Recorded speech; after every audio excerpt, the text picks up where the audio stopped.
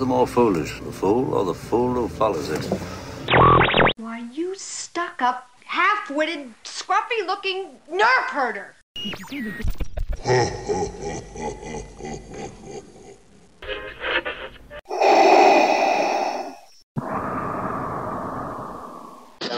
WDW Radio, your information station. Hello, my friend, and welcome to the WDW Radio Show, your Walt Disney World information station.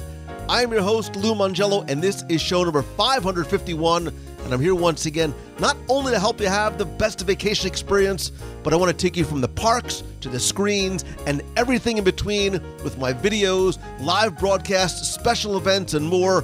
You can find everything over at WDWRadio.com.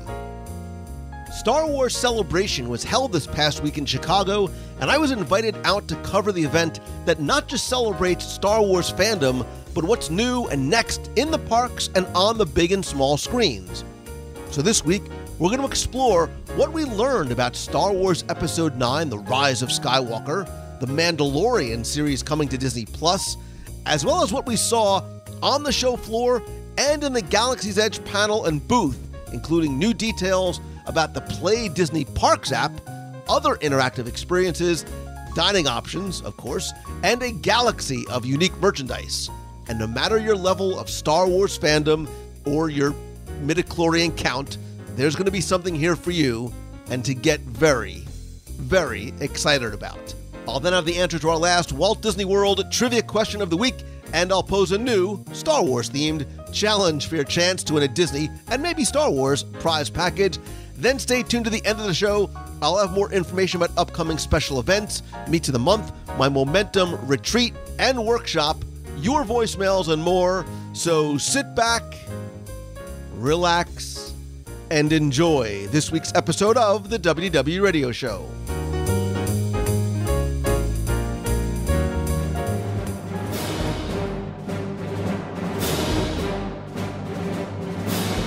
A long time ago, in what now seems like a galaxy far, far away, little 9-year-old Lou Mongello walked into Middlesex Mall in Piscataway, New Jersey in 1977 with his dad, completely unprepared for what he was about to see and how it would change his life forever.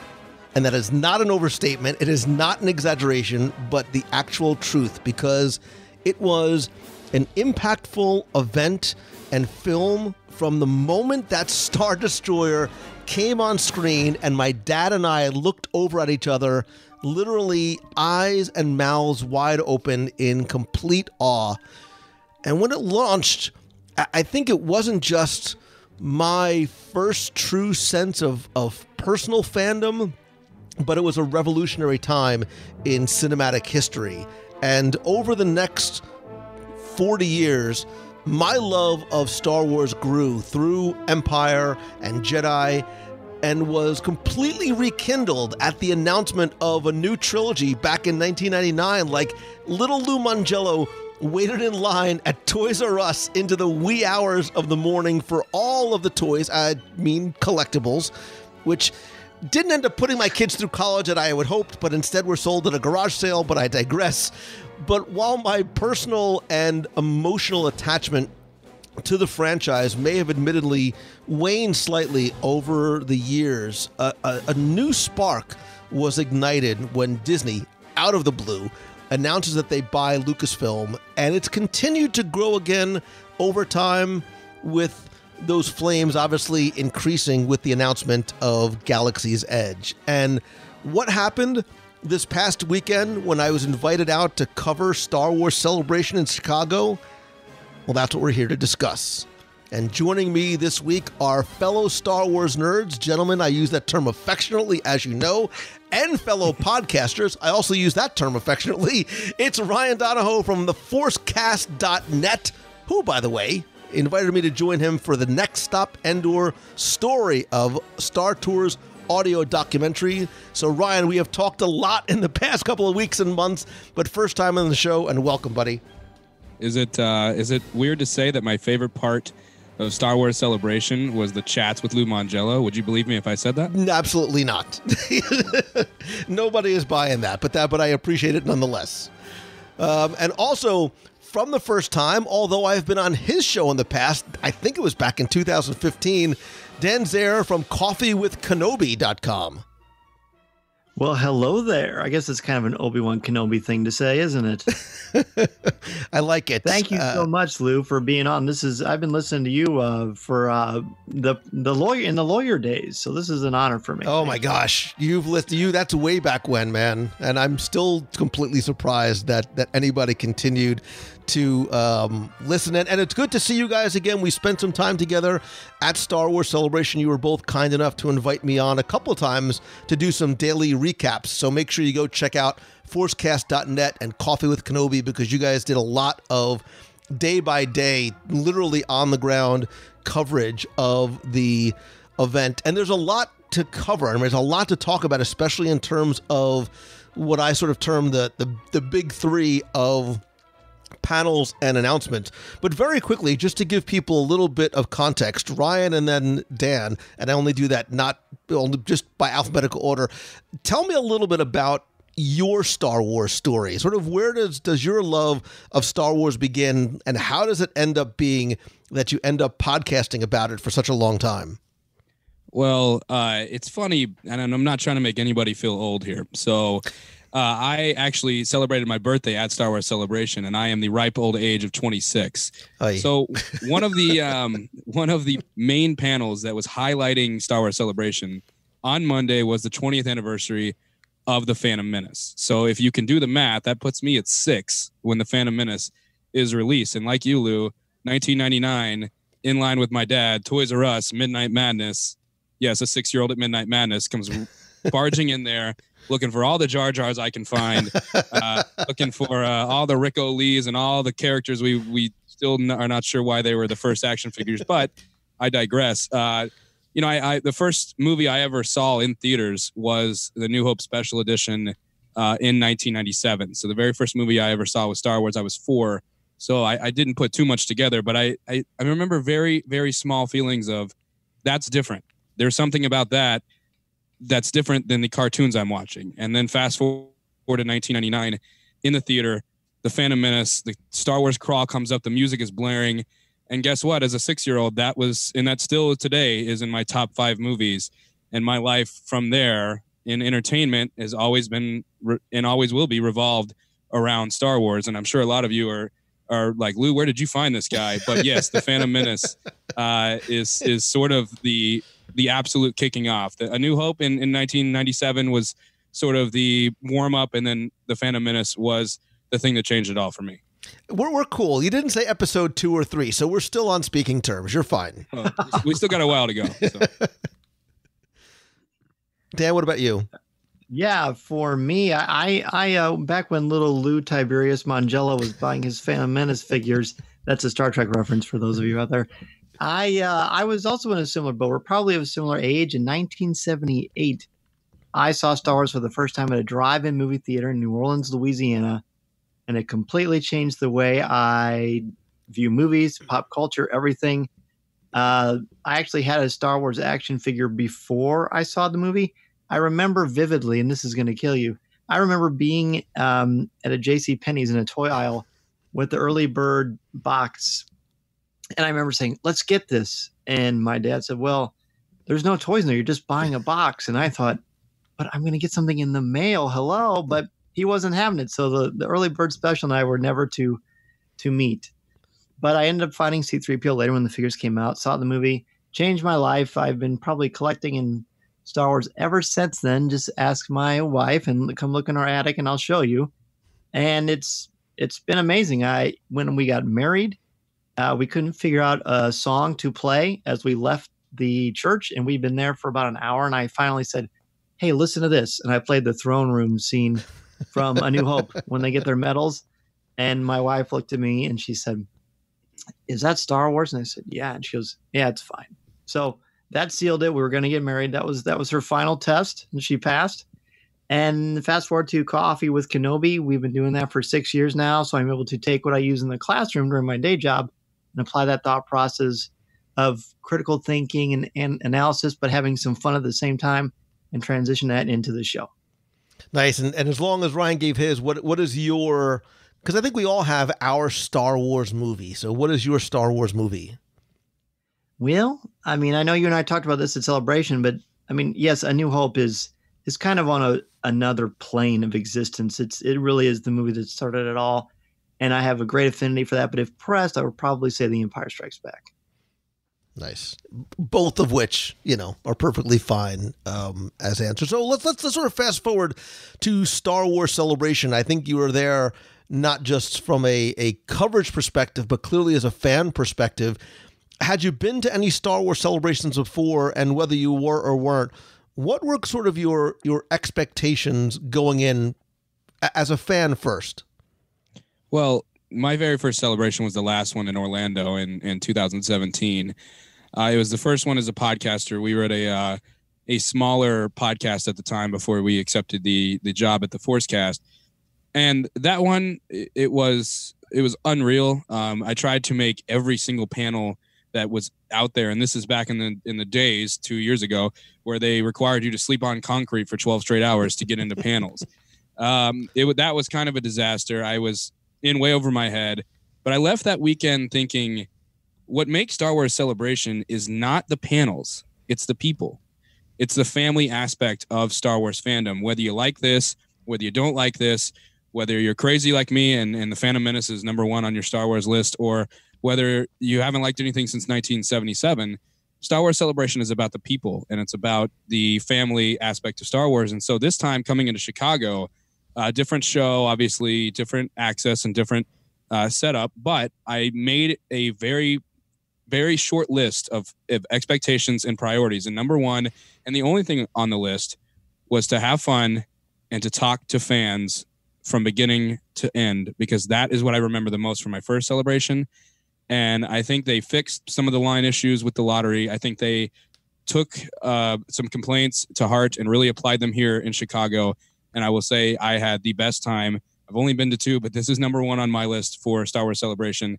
And the hundreds of people that I shook hands with and gave hugs to, I will still remember for the rest of my life. And I can't even tell you how many panels I saw in Orlando 2 years ago. So that to me is something I learned from the first one. And I was right. It's about the people, because fandom is best experienced with friends and family. And I will never forget that. For me, this was my fourth celebration. I went to Celebration 3 as a fan. And then my first one for coffee with Kenobi was in 2015 in Orlando. And then I went to, in Anaheim. And then I went to the one in Orlando. And then, of course, this one in Chicago, which is really near where I live anyway. What I was expecting from this one, because I thought, overall, I thought Orlando, similar to what you had just said, it was kind of a mess. It was, it seemed a little disorganized. It was very crowded.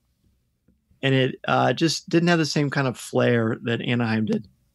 Chicago, I knew there'd be long lines. I mean, one thing I neglected to mention at the start of this is the reason I waited till 1978 to see Star Wars is because the 6 times I tried to see it before, it was always sold out. And there was nothing like a Fandango.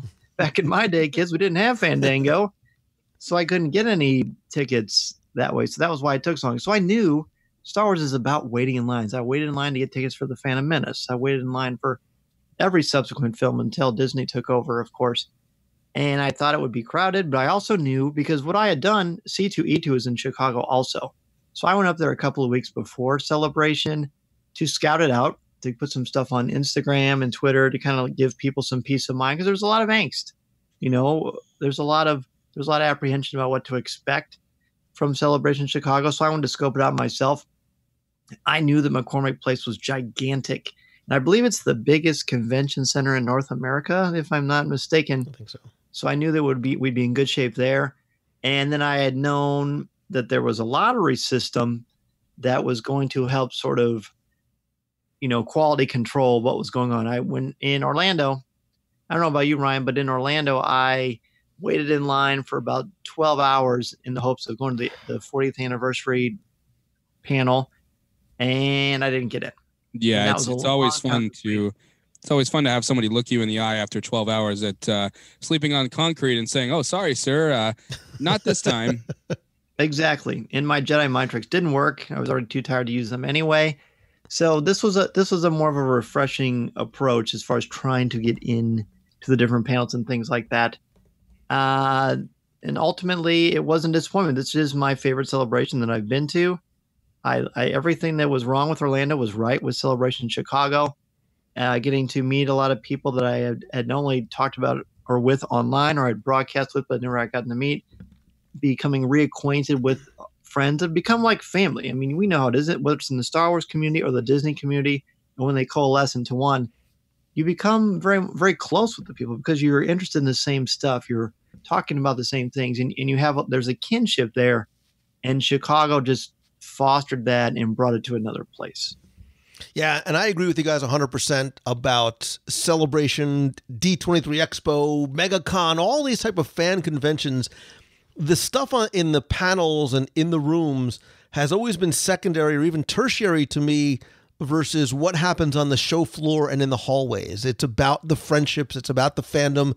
It's about seeing like-minded people in a place of ultimate acceptance. And what I mean by that is, nerdy is the new black. Like when I was a kid, I got thrown in a lot of lockers for liking Star Wars. Now all of a sudden it's cool to be a fan, and you are able to express that fandom in whatever way you are comfortable with. And it's one of those, so Thursday for me was all about just walking the show floor and checking out the booths and looking at the cosplayers and the exhibits and the things that the fans had brought to the table. And I had so much fun meeting people, interacting with people, taking pictures, and seeing how that personal expression of your love of Star Wars is able to come out and be shared with other people, and having sort of that platform and a place to do it in a place that people, they get you, man. If I wear my Ewok costume around here, again, they would probably still throw me up around in a locker. You wear your Ewok costume at Star Wars Celebration, and people are lining up to take pictures with you. So Thursday for me was a blast, hitting that show floor and being able to see the fans and that excitement level starting to build for what was to come. So what I really want to do is, as we talk about the next few days, and it ran from Thursday to Monday. I was there Thursday, Friday, Saturday, and Sunday.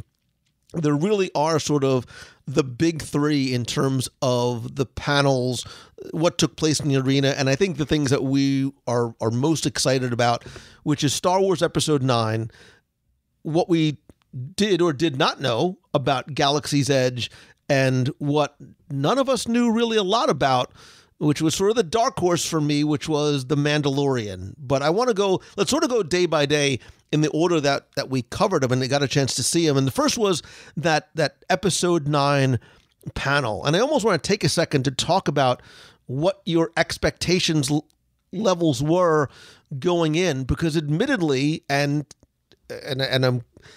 I said this in the past, not my love of Star Wars, but my fandom of Star Wars had started to diminish a little bit over the last few films. I never really got into the TV series.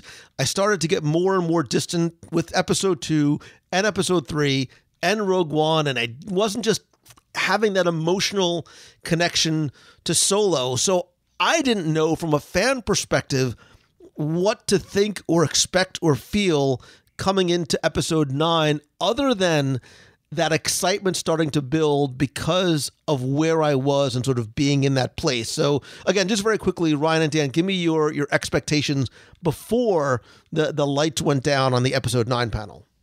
Well, they were very low for me because this is J.J. Abrams' return to Star Wars. We all know J.J. Abrams' thing is secrecy.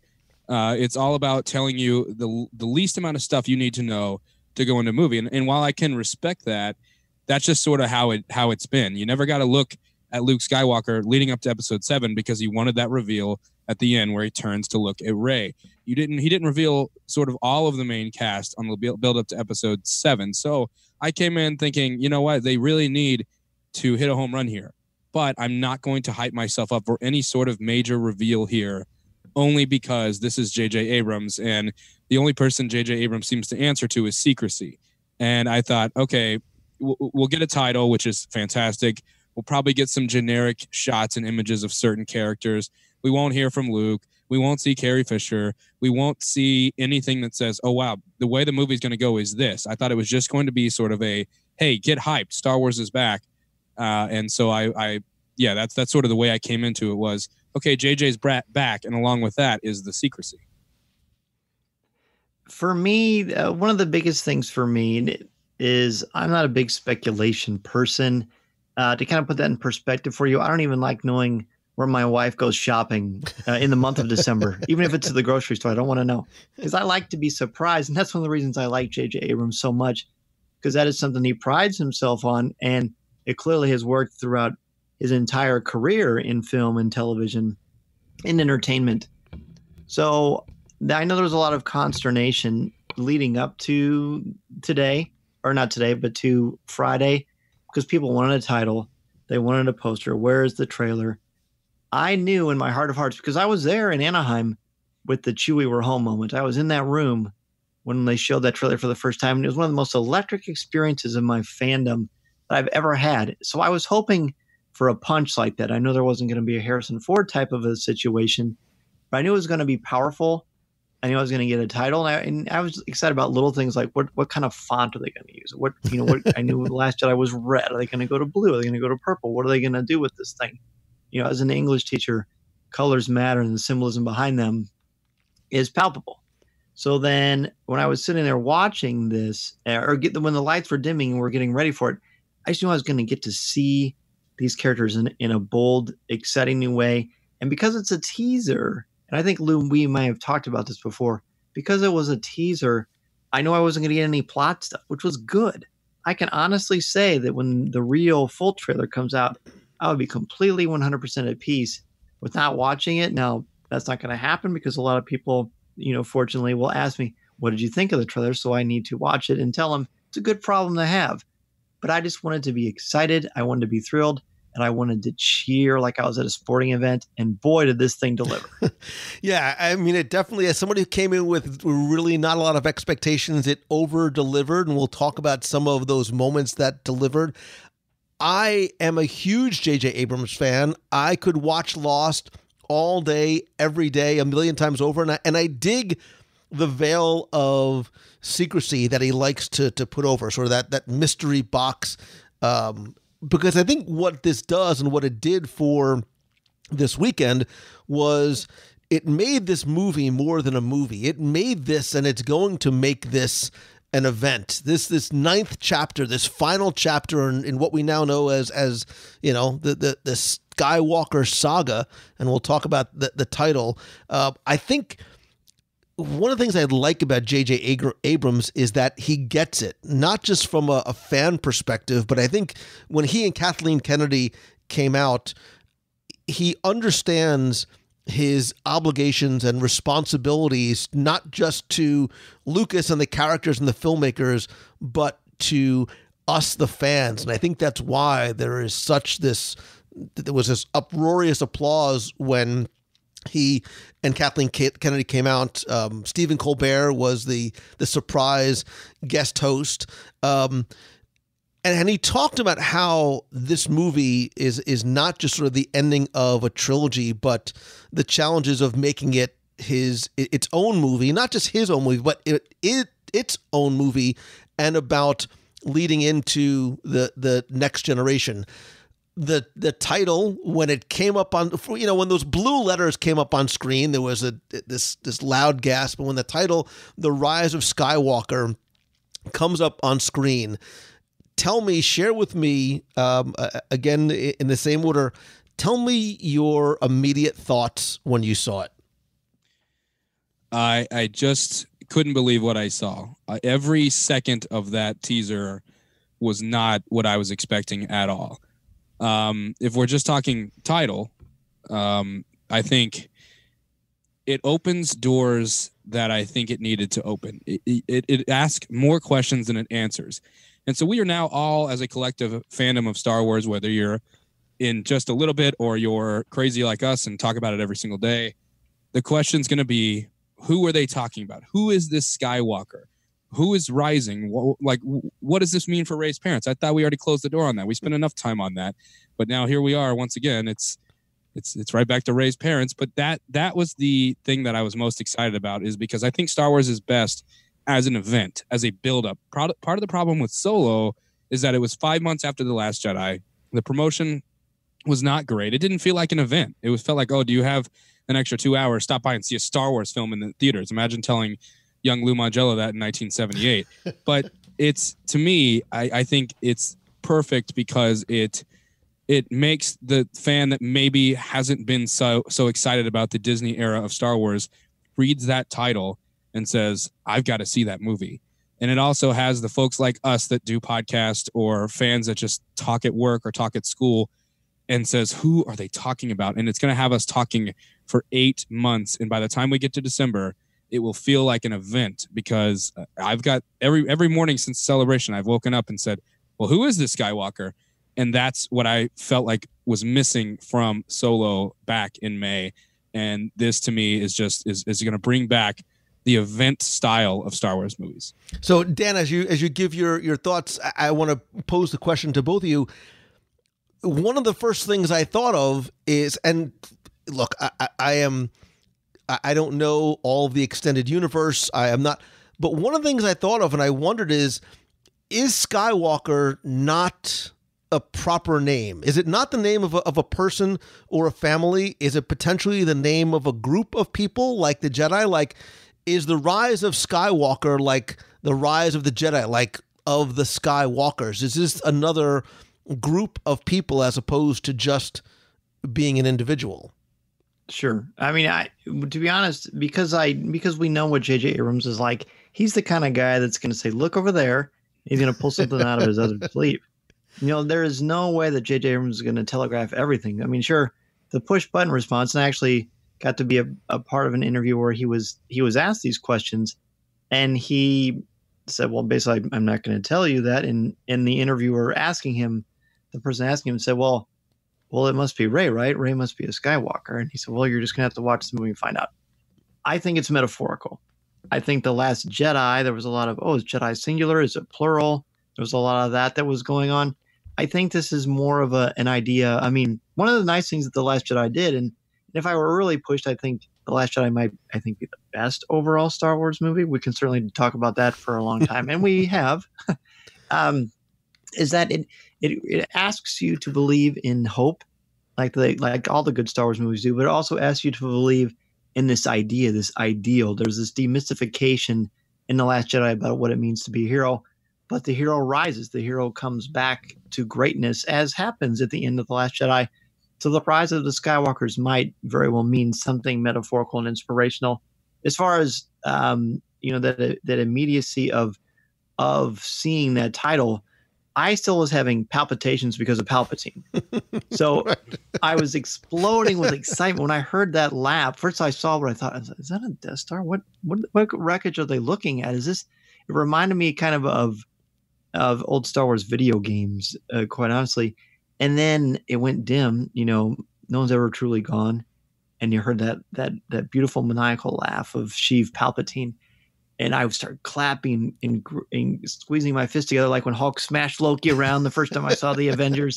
And then they showed and I thought, here it comes, the rise of Skywalker. And I thought, wow, what a beautiful monomyth ending to this 9-episode series. I thought that could not be more perfect. And I clapped and screamed, and Michael Jordan was dropping 55 against the Knicks all over again.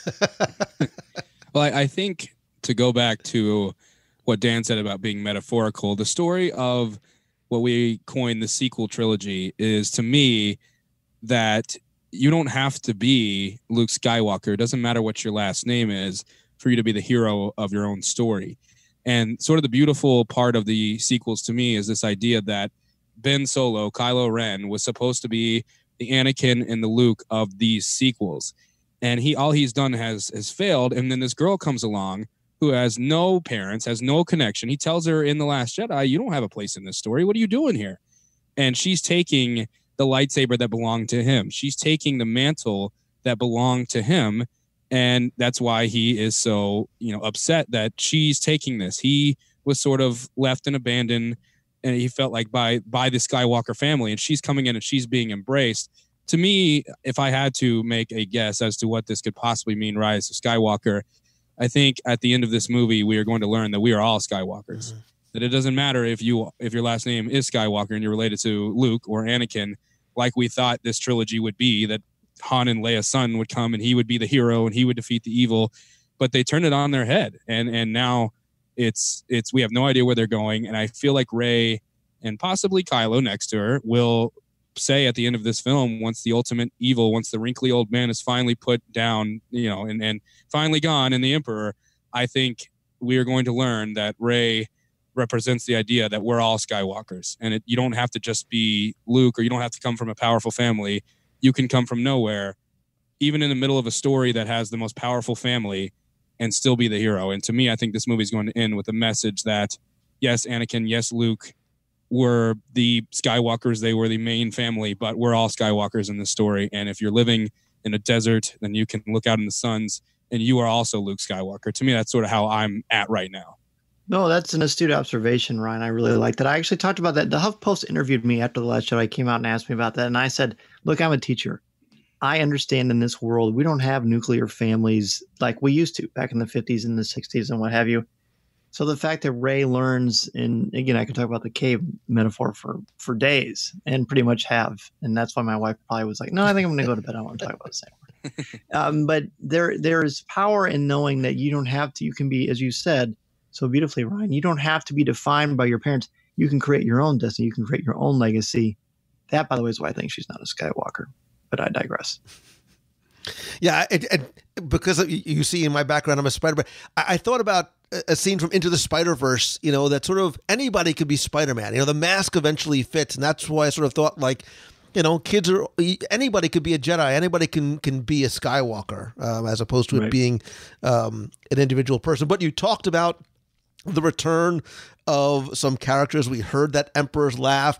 Ian McDermott came out and he's, I'm not going to do a bad, we'll do a bad, roll it again. And the place just lost their collective marbles. But we see that there are returns of characters like Rey and Finn and Poe and Chewbacca. We saw them by the Falcon on some mysterious, forest planet.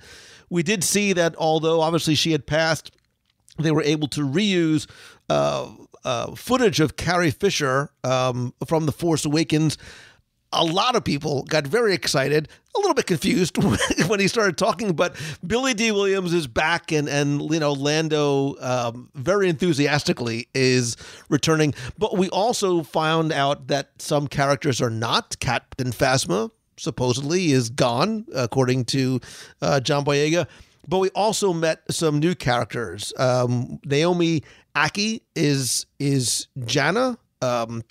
She is going to be joining the original group. And I think the question that a lot of people started asking, which of course she wouldn't answer, is this Lando Calrissian's daughter? And she did answer the question by saying Lando's a very charming man and he could have children all over the universe, is all she was saying. But a great answer. Yeah, it's a J.J. Abrams answer, right? Yes. What do you think of this character? And is it almost too obvious for her to be Lando's daughter? I have typically tried to stay away from everyone is everyone's daughter, everyone is everyone's son. This is one of the reasons why I understand why some people may not enjoy the fact that Rey, as the ultimate hero of this trilogy, wasn't a Skywalker. This is a family saga. Now, family can mean a lot of different things. That doesn't have to mean father-son or mother-daughter or blood-related. Family can mean a lot of different things. But I do think there's a chance, just so we can have that family connection, in saying, there's a theory out there that in Solo, a Star Wars story, when Han takes the Falcon from Lando at the ending of the movie, and Lando tells Han, I'll get that ship back. And Han says, over my dead body. Fast forward to episode 9 and he's back in the Falcon cockpit. So maybe that's why he's back. He finally is cashing in on that bet from Solo.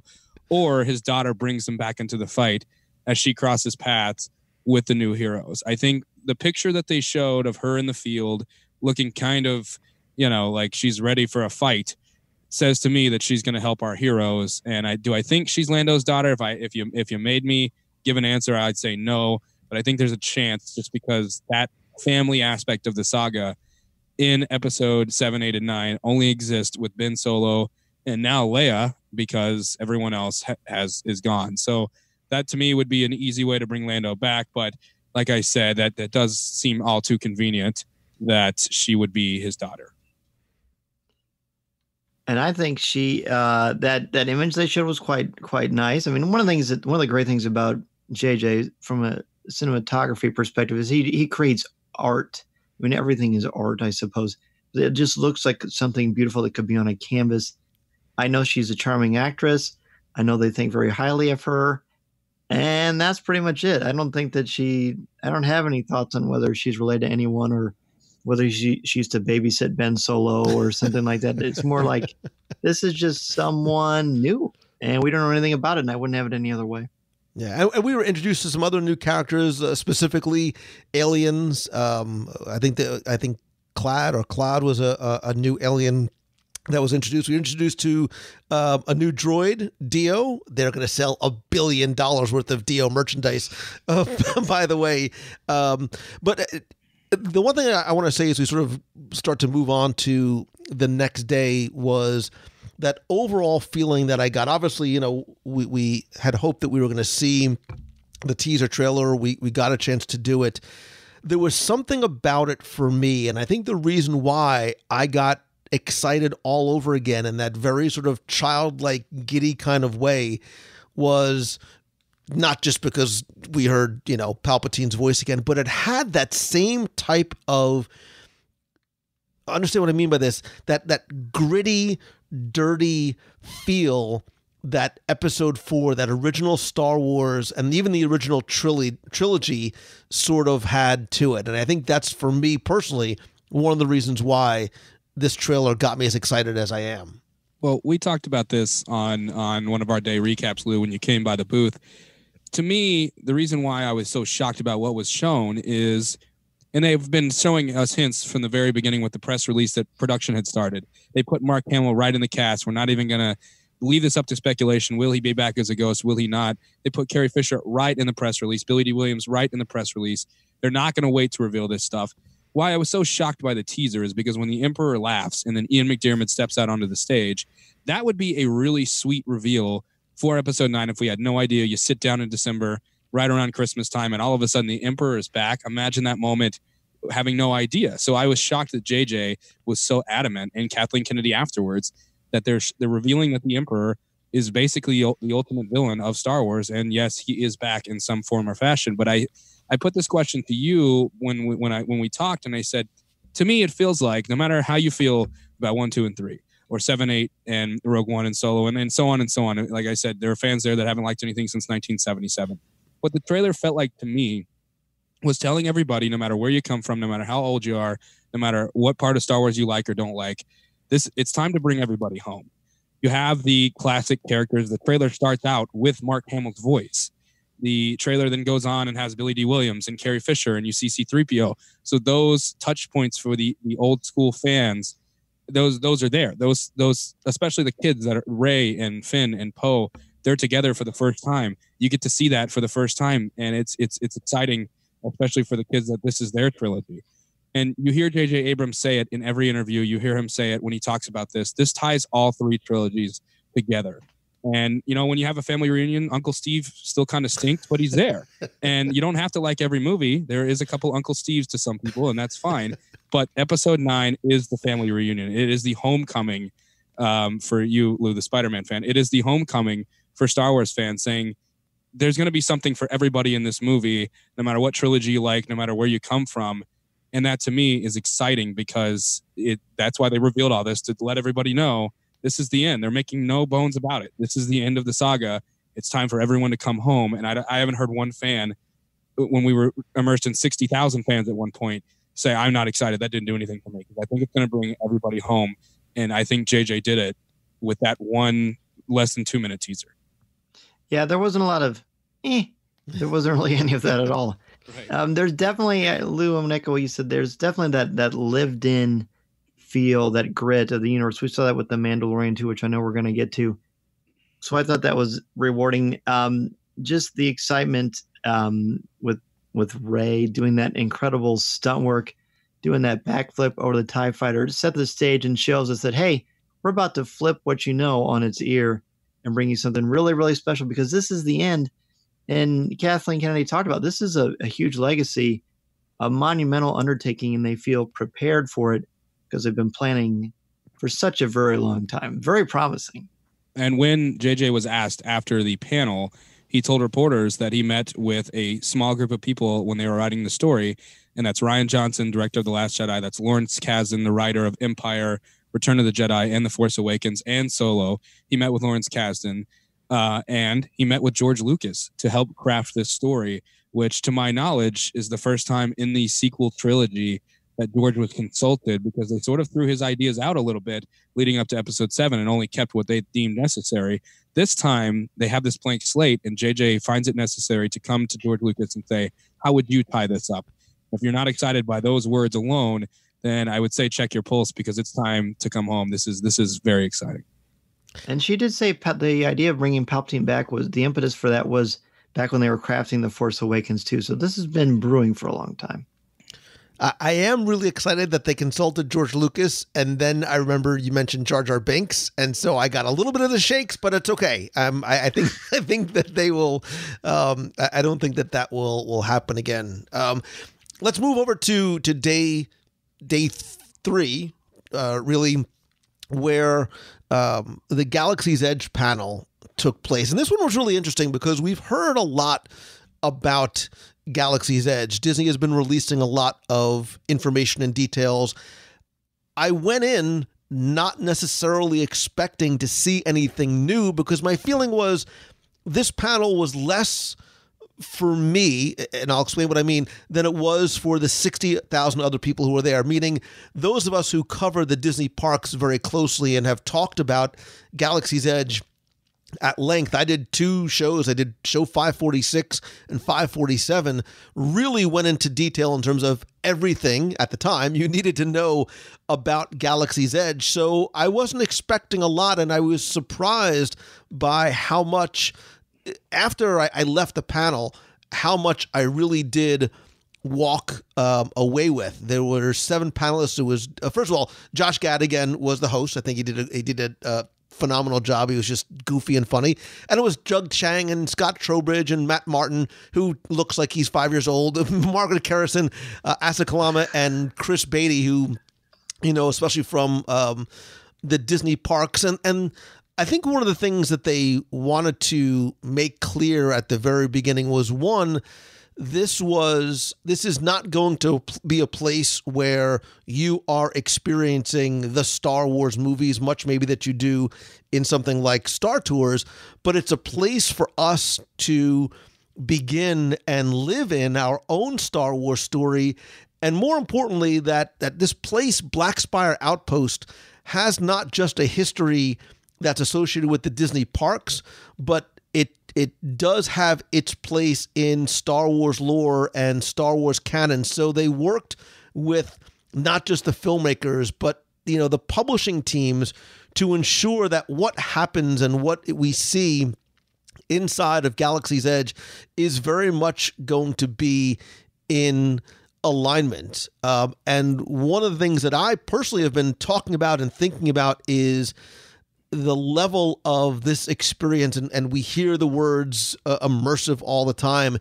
It very much is going to be that way on a level that we have not seen at all. And before we get into the attractions, before we get into some of the things that we learned, I think the environment is very much going to be the star of this land, because it's going to be a place that a first-timer who has never sort of really been deeply immersed in the Star Wars universe can understand what's going on, but it also is going to be a 360-degree, full 5 sensory experience. I think they were very deliberate in saying that not just what you see and what you hear, but what you touch and smell and taste are going to be incorporated into this land, and the authenticity level is going to be one that is going to very much satisfy the hardcore Star Wars nerds. Even when we start to talk about the merchandise,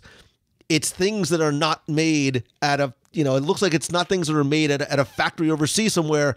They're made by the people that live and inhabit the planet of Batuu and in that Black Spire outpost. So talk to me a little bit about your sense of the environment of Galaxy's Edge and maybe what you took away from the panel. And I think we'll tie into the Galaxy's Edge booth that Disney Parks has on the show floor, which really helped to bring a lot of what we're going to see in literally just a few weeks in Disneyland to a much more real place for those of us who got to step in it.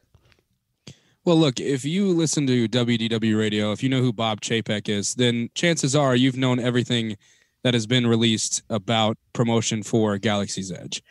And that includes myself, and I imagine Dan, especially as a guy who lives in Orlando and goes and looks at the gate every day, and my wife says it's time to go. But, to me, it's one thing, and this was something that you had said to me, Lou, that it's one thing to look at concept art. It's one thing to hear somebody talk about it.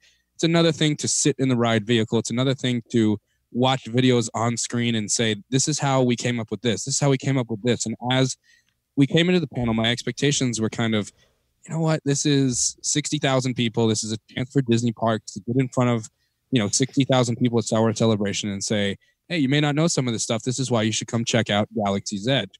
So those of us who are hardcore Disney Parks fans, this is going to be sort of old news, but there was something even about the stuff that we know already.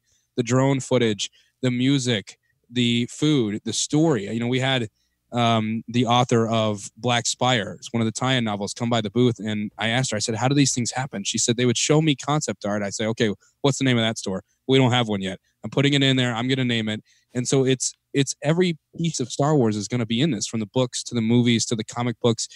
And this idea that you can actually get in your car, get out, walk through gates, and you're in Star Wars. You're on a Star Wars planet. Every cast member you look at is in character. There's no 15-minute line to meet Chewbacca and you buy a Star Wars t-shirt and you kind of laugh and get some popcorn and you're on your way out.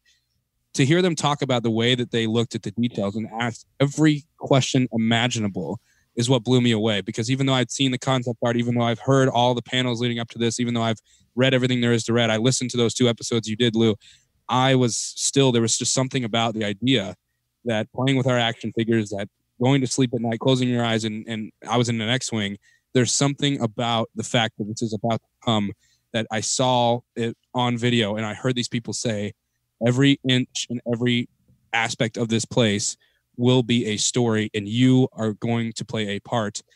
That is something that no matter what you think of Disney and Star Wars merger, this is arguably probably the best thing to come out of it, because we've all dreamed about this first time we walked out of the theater.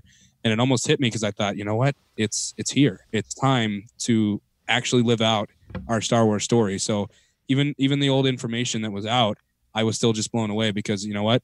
Here it is. And that's sort of the way I kind of left thinking about it. And Lou, I told you this I think right before the episode 9 panel, that I was the most excited about the Galaxy's Edge panel. Because as excited as I am, I basically looked at 2019 as 3 major events for the show. Episode 9, Galaxy's Edge, and Celebration. But Galaxy's Edge is always the thing that I've been the most excited about. I remember 4 years ago at the D23 Expo, I remember exactly where it was my Kennedy moment, but in a much better way. I remember hearing that they're going to open up these theme parks.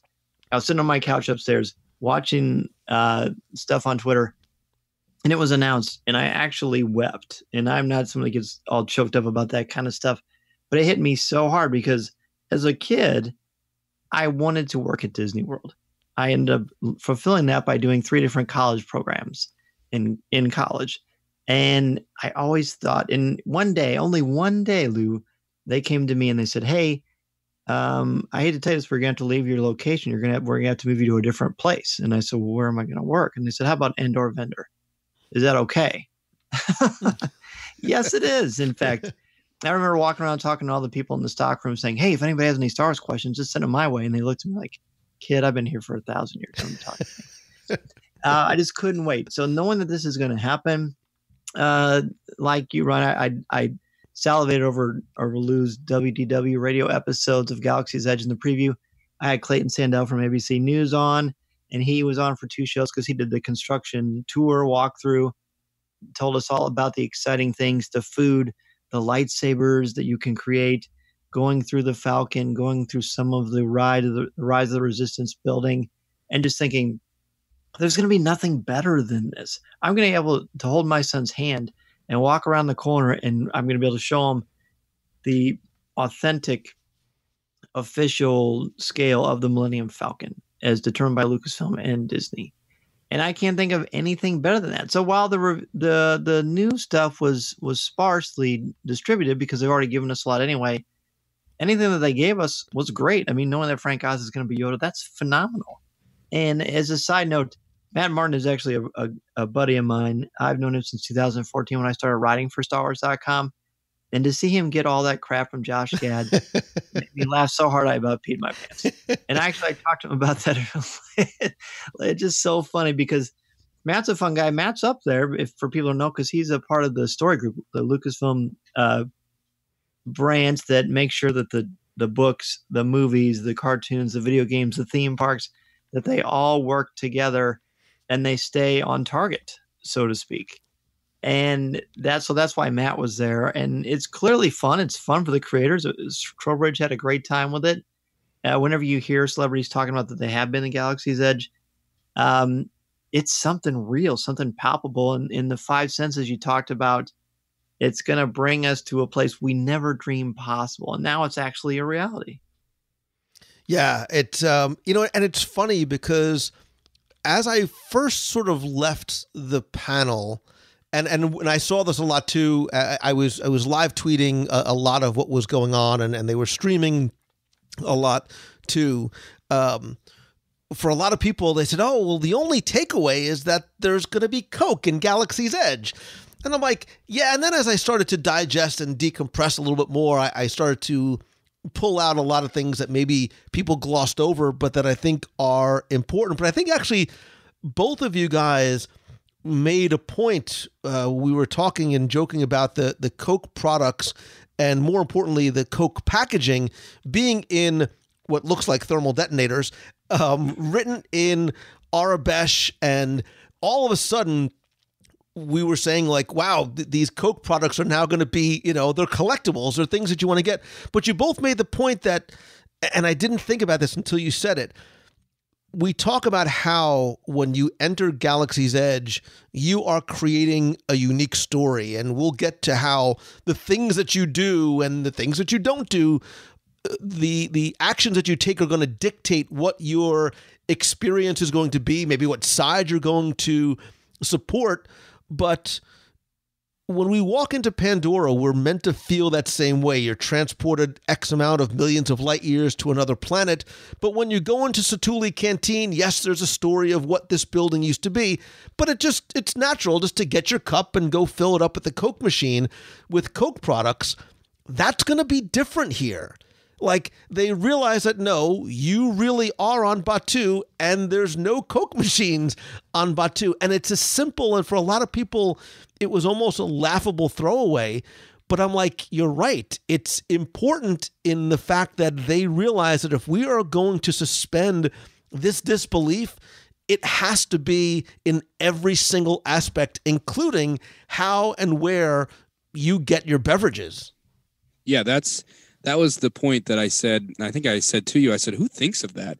Because we sort of give them this little bit of leeway when you go into Pandora and you say, yeah, I'll take the steak bowl, right? You still say steak and you say, yeah, give me a Coke, right? You sort of give them a certain amount of leeway where you say, well, there's certain things you have to leave Earth-like. You have to say, well, there's only so much that you can do. And the theming is so great at Pandora.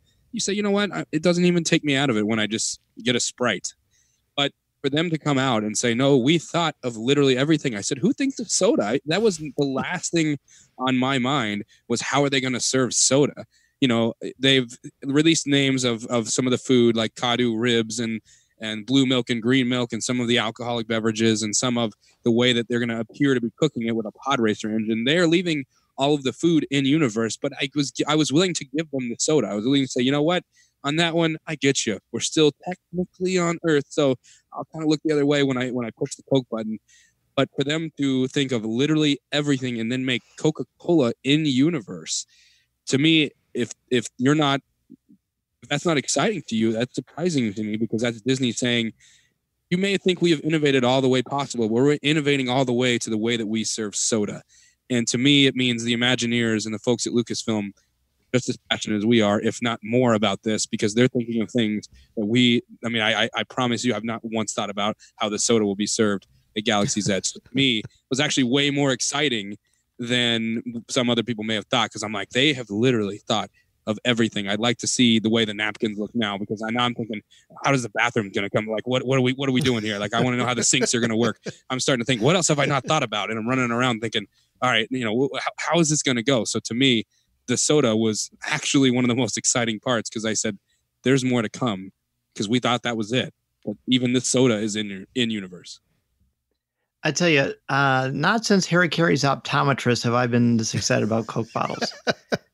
I think it's going to be great. I mean, it's just fun. I mean, look, let's be honest. Let's be practical. You have to pay for Galaxy's Edge. This thing isn't cheap. And Disney gets their Coke products for next to nothing.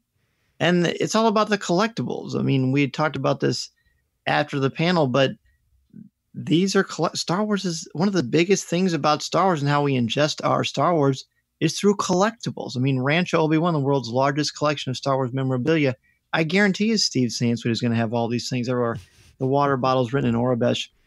My goodness, they gave us all red Coca-Cola t-shirts that said Coca-Cola in Aurebesh, which is an amazing collectible. It's fun. Now, when I'm thirsty and I'm in the California or Florida sun, I don't want to go on need a treasure map to get a Coke. But you know what?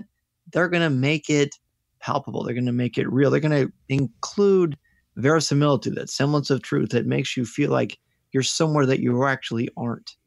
And that's fun. I mean, that little bit of familiarity is going to be something that's kind of welcoming for people, even if it's something as little as a Coke bottle. I think that's kind of fascinating culturally.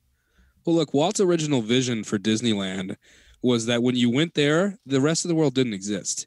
And as he's going on one of the rides and he sees the interstate or the highway or the freeway, he says, okay, this isn't working. So then you go to Disney World, and there is an aspect to Walt Disney World that as soon as you get on property, the rest of the world does not exist.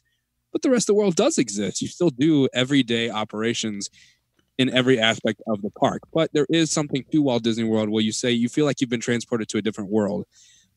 Even as a local, when I go there now, I'm still like, yes, as soon as I cross that bridge, it feels like I go through some sort of portal and I'm in Magic Land.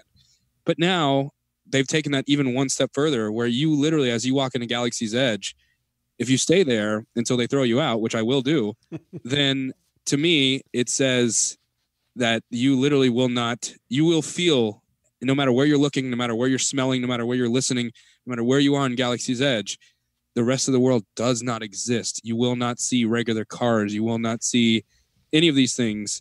And that, to me, says that the Imagineers and the people at Disney and Lucasfilm took Walt's original vision, and they're going to use it for Star Wars, which is a bonus for me. I'll gladly take that. But to me, that as a lifelong Disney Parks fan, just listening to that panel was like sweet music to my ears, because I thought, you know what, they're still taking it one step farther. Well, and for me, I think we should actually just sort of transition to talk about the food, because I think the food and what you're going to be eating there is going to be part of the story. And it made me think of one of my favorite quotes. It's a Michael Eisnerism, which is everything speaks, right? Every little detail. And I think it goes back to a Walt philosophy.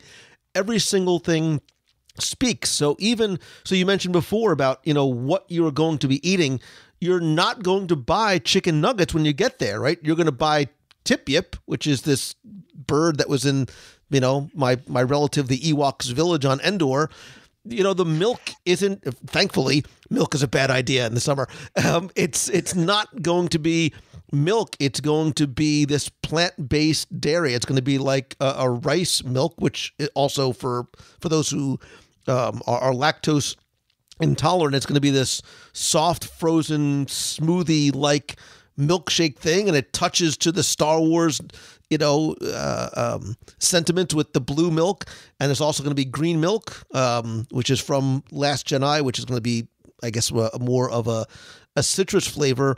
But they even talked a little bit about some of the type of foods that you're going to have. So you're going to get, this Ronto meat is going to be it is going to be somewhat of a mystery meat, because we don't have Ronto here, but you're not going to be getting, hamburgers and chicken nuggets that are just sort of disguised and given a different name.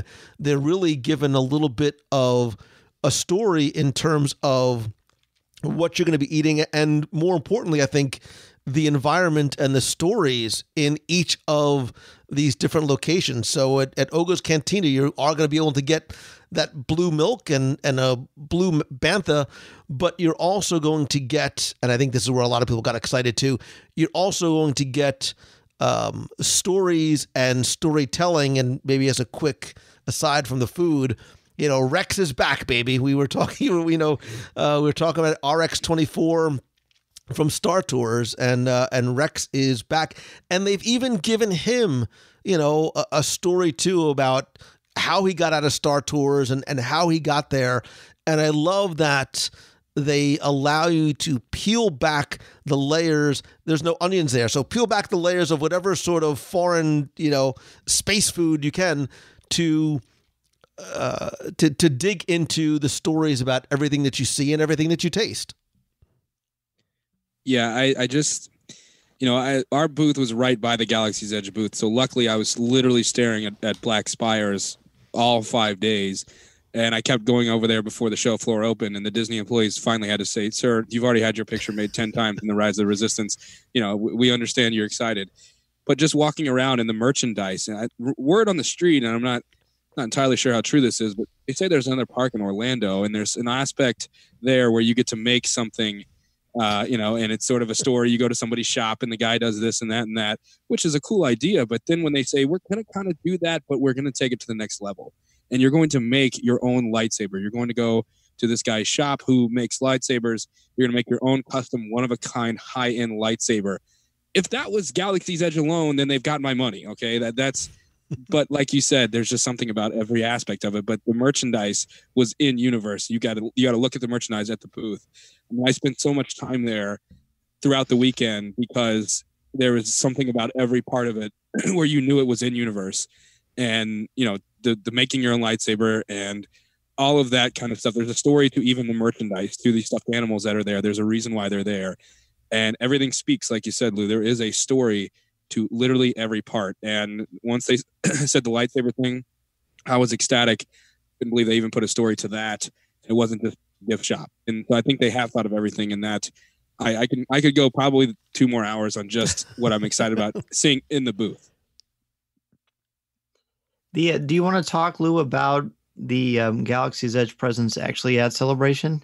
Yeah, I mean, let's sort of tie it all into the presentation as well as what we saw on there. Just very quickly before because I do want to certainly talk about the merchandise that we saw, and I loved how it varied each days, as well as what it was like to sit in that Rise of the Resistance vehicle. But we did get a little more about some of the food. We understand what some of the things that we see in the concept art mean. So for example, we were talking about the Ronto before. Ronto's Roasters. Ronto is actually meant to be an abbreviation of the word Brontosaurus, and how that food is going to be cooked underneath an old pod racing engine. And there was something. I don't think we see that level of immersion and storytelling anywhere else. And we didn't see any of the food at the Galaxy's Edge booth, but one of the things that we did see specifically, first of all, we saw a little bit of what we kind of felt that the walls and the environment would look like. But there was the Resistance there, the Rise of Resistance vehicle there, and obviously I certainly want to talk about the merchandise as well. I mean, the interesting thing about the way that was set up too is that you go by Dok-Ondar, which is the Ithorian, which is a hammerhead for those of you who are as much of a Star Wars clown as I am. His head.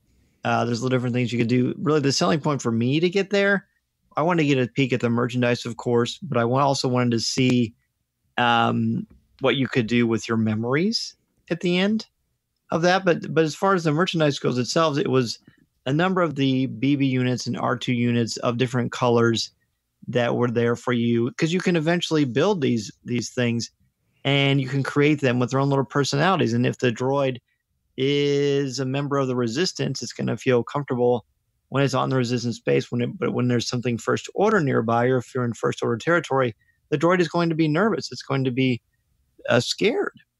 And they sell backpacks that you can put the droids in, so when you're walking around, you can carry these things with you. I mean, this is just printing money, just talking about it right now, because there's just, and I think Lou, you said on one of your shows, we need to come up with a synonym for immersion, because it really is something that they're creating so beautifully. And they were talking about kind of the process of that and how it goes to creation. They even had a BB unit when I was there. It was the black one, looked kind of like BB-9E, and they were driving it around so you could see sort of how it works, and the fact that it isn't just some cute little toy that's attached to a cord, but it's actually a fully functioning BB unit that is like a giant remote control that you get to personalize. And that personality, the personification of this is, again, when we talked about how you are telling your own story in the Star Wars saga, because as we've said, or they've said many times, look, you could put Tatooine there, or Hoth, or Dagobah, but that's Luke's story. That's somebody else's story. This is your story. You're creating your own droid that's going to accompany you on this adventure. And it really does foster just this unbelievable practical idea that you're in Star Wars. Well, and when we say create your own droid, if you remember sort of the droid factory from the Tatooine traders, it's not your grandfather's or your dad's, little action figures that you put together. These are probably 12 to 14 inches tall. You choose a basic R unit, like an R2 or an R5 unit, or a BB unit, that ball droid style, and you really customize every single aspect. And if you go back to my live video on Facebook, you can see I sort of walk you through some of the different models that you can choose from, and almost sort of conveyor belt style is the way they described it. You'll walk along and pick up the pieces to build your droid, whatever colors and mix and match, and there's accessories and stickers that you could get as well. And you also, the thing that was very interesting about this was this personality chip that you can buy, and an actor, you buy this personality chip based on a number of different factors that you can select from, and you go to an activation center where this robot kind of comes to life, and you can add all these things to it. But one of the things, and I don't know if you guys talked to them at all, they were very specific, saying that this personality chip and the things that this droid does is also going to interact not just with the citizens of Batuu, but with the environment as well. So if it's a resistance droid or a First Order droid, the personality chip you put into it, there will be, we have to assume, Bluetooth or RFID or some or other types of touch points throughout the land. You are not just going to be interacting with the land and the characters, but your droid unit will as well.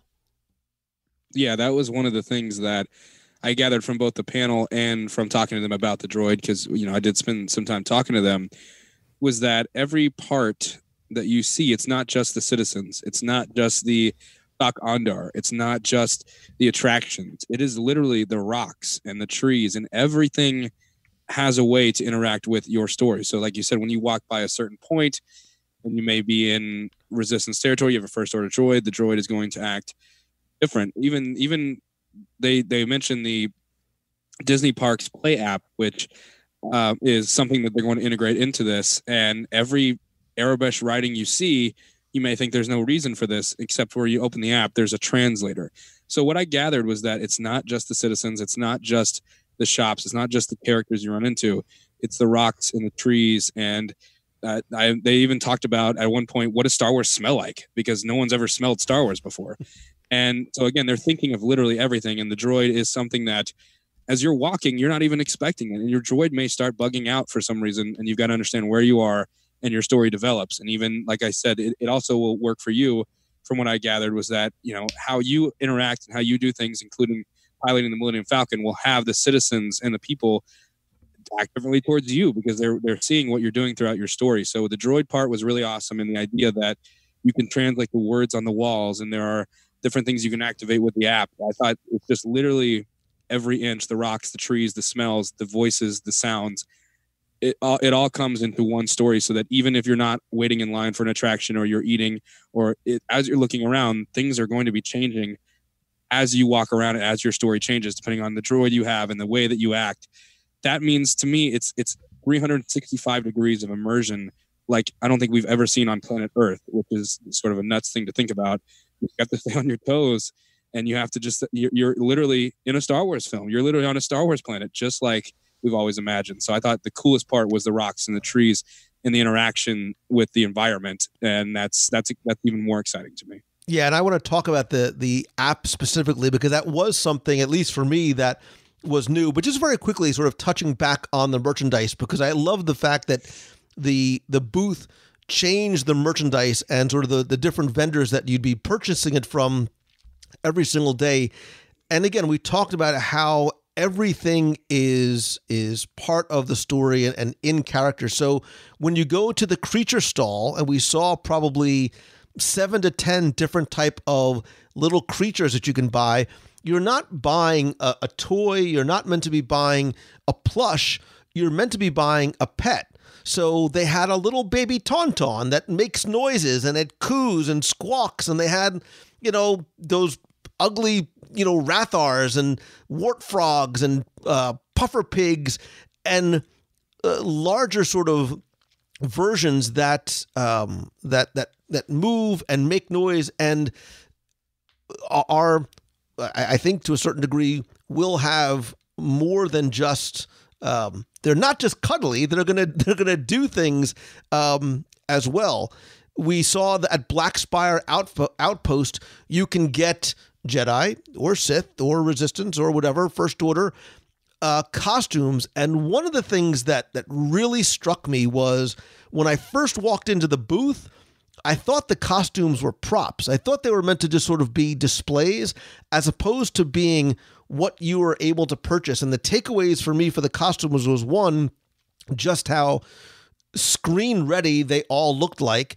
2, how the costumes were going to be available not just for kids, but for adults as well. So whether you want to be a Kylo Ren or a Jedi or something in between, there was a costume for you. We'll talk about the lightsabers and the ability to build your own lightsaber. One question I could not get a specific answer to as yet, I think we'll know as we get closer, is can you buy a costume there and wear it through the park? Because there are costume policies. I was referred to the Disney website. I don't know how that potentially might change, but the quality of the costumes was remarkable to me. So if you want to go sort of full-blown immersed in the story, I want to dress like a Jedi, you can do it. But they also, on the other side of the spectrum, had merchandise and logo gear that you could put on that literally was not sort of blasted with Star Wars across the chest, but it might have a subtle Rebel symbol. It might have a subtle symbol that only another Star Wars fan would get. So it was not sort of a huge sort of, almost whimsical type of logo emblazoned on your chest. It was just enough of a subtle nod to show that you're a Star Wars fan. And I love that the merchandise in terms of costuming was available along such a wide spectrum. So they have Star Wars for your beverages. They have Star Wars for your kids. You can create little pets. I was really surprised and kind of happily surprised to see that there's Galaxy's Edge the flamethrower. So that's nice. And the fact that you can do that, exactly. Merchandising. So then you've got the ability to become a Resistance pilot, or, be a part of the First Order. The fact that is, for some reason, I feel like someone had told me that they're okay with you dressing like, maybe it's just community for the Star Wars Hotel, perhaps. I don't know. I know there's no official word on that as of yet. But the fact that you get to be immersed in a way that you get to look the part. You don't get to just feel like you're there or have, like you said, a baby Tauntaun or something like that. But you can be a part of this world in such a way that you're dressing the part. I cannot wait to get my hands on one of those X-Wing costumes for sure. to me, this was the way that we mentioned before, that they want you to feel every aspect of Galaxy's Edge like you are on Batuu, that there is nothing here that says you are technically still on Earth. And one of the reasons I thought was interesting was, well, the fellow visitors of Walt Disney World and Disneyland will still be wearing Earth clothes. How do they get around that? And how do you sort of even bring the guests of Walt Disney World and Disneyland into the fun on that aspect? So that when an 8-year-old kid is walking around with his mom or his dad or his sister, you look around and there's Jedi. You look around and you see this subtle rebel symbol. And you said, oh, this guy right here, he's with the rebellion. He's with the resistance. It's sort of a way to me to bring in the guest in the fun, to say, you're a character, so we're going to give you the chance to dress the part, so that you can still live out your dream to the fullest extent. Who doesn't want to dress like a Jedi? Who doesn't want to dress like a bad guy? That's what you're into. And to me, you can get the lightsaber and you can get the robes. You can get the blaster, or you can get whatever they end up offering for the bad guys. And as you look around, it's not just the cast members, but it's the fellow guest. And you're looking around and you're kind of, if you've sort of had a bad guy experience the entire time you're there, everyone's treating you sort of like a first order. You might look at Steve from Wisconsin over there, who's dressed as a resistance fighter. And now even the guests are in on the fun, where you say, oh, I got to stay away from that guy. He is with the resistance. To me, it's a way to say the guest can also come in on the fun, and you can fully flesh out your character from top to bottom. And that's exciting.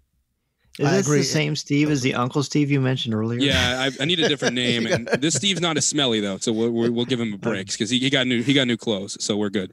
And look, you mentioned the lightsaber, which I think is going to be a huge draw for people, because these are not your grandfather's lightsabers, meaning this is not the one you got from Toys R Us or you made out of a wrapping paper tube and beat your younger brother with. Not that I'm saying that I did that, but I did that a lot.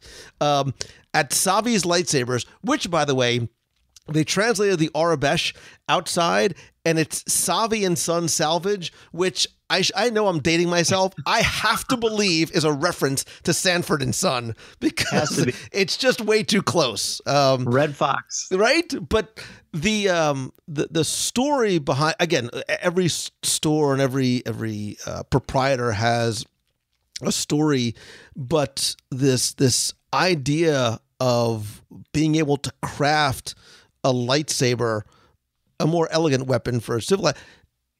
They're beautiful. I mean, they're not plastic. They look like they are metal. And from what I understand, you'll sign up for a build session, and then you'll choose from all these different parts that they say are sort of, unique to your own personality. So much like the blade builder that you can buy in Hollywood Studios or in Disney Springs, this is something you're only going to a point.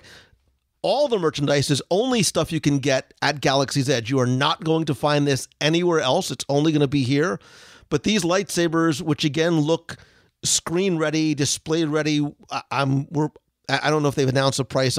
I would imagine that they would probably be around $100 or so. But you really assemble every single part of it, and you can even buy I think the hilt is going to be a little bit more, but you choose your crystal, you choose your color, and it really is going to be something that is unique to you.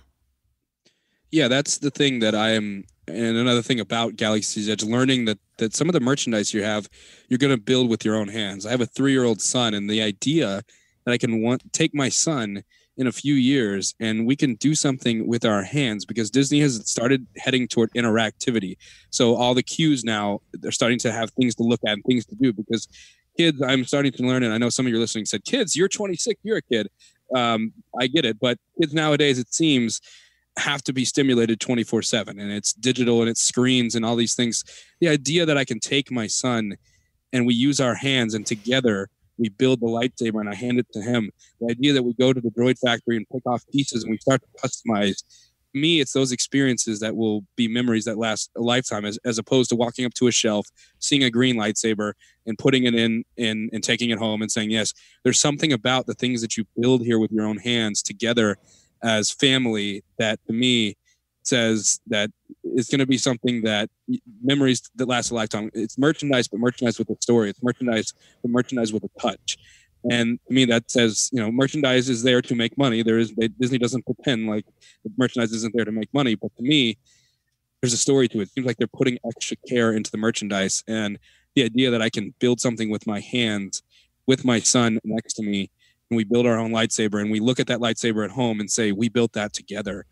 It's families. It's just memories that will last a lifetime, even all the way down to the merchandise with the story. As a recovering Star Wars completist, this is the part that both excites and frightens me, because I know that I'm going to want to got to catch them all, right? Or is that a different franchise? There's those that you can get different kyber crystals that coincide with the colors in the Star Wars universe that have canonical lightsabers that have been used on screen: purple, blue, green, and red. And I think there's 4 hilts to choose from. Is that right, Lou? I think so. And Clayton Sandell, who I mentioned earlier, he's held one of these things, and he said they're heavy. They're legitimately heavy. There's some weight there, and like you said, this isn't your grandfather or grandmother's lightsaber. This is a whole new world. Boy, a lot of mixed, a lot of crossover. That's right. And so it is exciting in the interactivity. Again, takes it to another level. This is nice too, because not only can you bring your droids home, so you can bring a part of Galaxy's Edge home that is still interactive and fun, but with the lightsabers, you can play with your kids. You mentioned you have a 3-year-old, I have a 5-year-old, and as soon as the Galaxy's Edge news came out a couple of weeks ago or about a month ago, that's all he's been talking about. The fact that, which one are you going to build, Daddy? I said, I don't know. I wonder how I'll feel when I get there that day. And you have to schedule these, very, very reminiscent of what goes on in the Wizarding world. But again, this one goes to 11. Yeah. Yeah. And look, there was a ton of merchandise that we saw. Look, the $4 billion that they spent, they're going to make back on opening day, because bring your checkbooks, just from the merchandise alone. And again, without going into every single one, if you go back and watch any of the videos that I did, I tried to cover as much as I could, because there's everything from, card games you've seen on screen to, did you notice the some of the little sets of the droid sets, and the droids change color based on the temperature and the different sort of, I mean, it's crazy how much stuff I wanted to walk away with. There's holocron cubes, and even the little Toydarian toy maker, and these sort of toys that look like they were made from local artisans. I was remarkably impressed and excited, and think I need to get a second job to be able to buy all the things. I mean, look, even the little Rex, right? So there's some of the droids like there you can buy DJ Rex, who is going to move, and he's going to articulate, and he's going to play sounds and music, and he's also a Bluetooth speaker. Like, how many? Yeah, I'm both excited and frightened for what Black Spire Outpost is going to cost me. And I want to actually save. I want to move on, but I want to save the Disney Parks Play expansion for last, because that was the thing that really has me excited. I want to very quickly touch on the attractions. We were able to sit in that Rise of the Resistance vehicle, which has a whole different feel when you sit in it as opposed to just seeing it on video. But one of the things that really intrigued me was Millennium Falcon Smuggler's Run, right? We've known about Jim Cummings doing the voice, and how this is going to be a story that begins not when you sit in the attraction vehicle, but when you actually see it, and it begins outside. But what I think is unique about this, as opposed to something like Mission Space, where you can click and press all the buttons and switches and it's not going to matter, you're going to be fine, and your ship is not going to fall off the side of the cliff where they decided to build a landing strip for some reason. However, what you do absolutely affects your outcome and experience in the attraction, in the land, and I think in the hotel, and possibly with cast members as well. So the pilots are going to be able to maneuver the ship and try and dodge obstacles or run into obstacles and asteroids. The gunners will actually be able to use the ship's blasters to defend the ship or get some of those things out of the way. and the engineer has to make repairs along the way. And if not, if you don't do all those things, what you as collectively and individually do will determine what happens on your ride journey. But even when it's over, right, they showed you sort of that exit tunnel, which is very familiar from the interior of the Falcon. The hallway, and I don't know how they're going to do this, and I don't even think I want to know.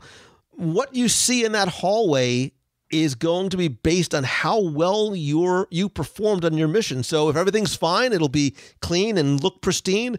If not, it'll be in a very different state of disrepair and maybe have blaster marks. Again, it's not something that we've ever seen before or needed to be there. But once you see that, man, I don't know why that got me super excited. And again, the rewritability factor is blown up exponentially. Well, that's the thing that I was actually most shocked from the panel was that you mentioned the Star Tours documentary at the beginning of the episode, Lou. You know, as somebody who's heard the word Star Tours 450 million times in the last 4 or 5 months, I thought, you know what? They haven't said much about Smuggler's Run.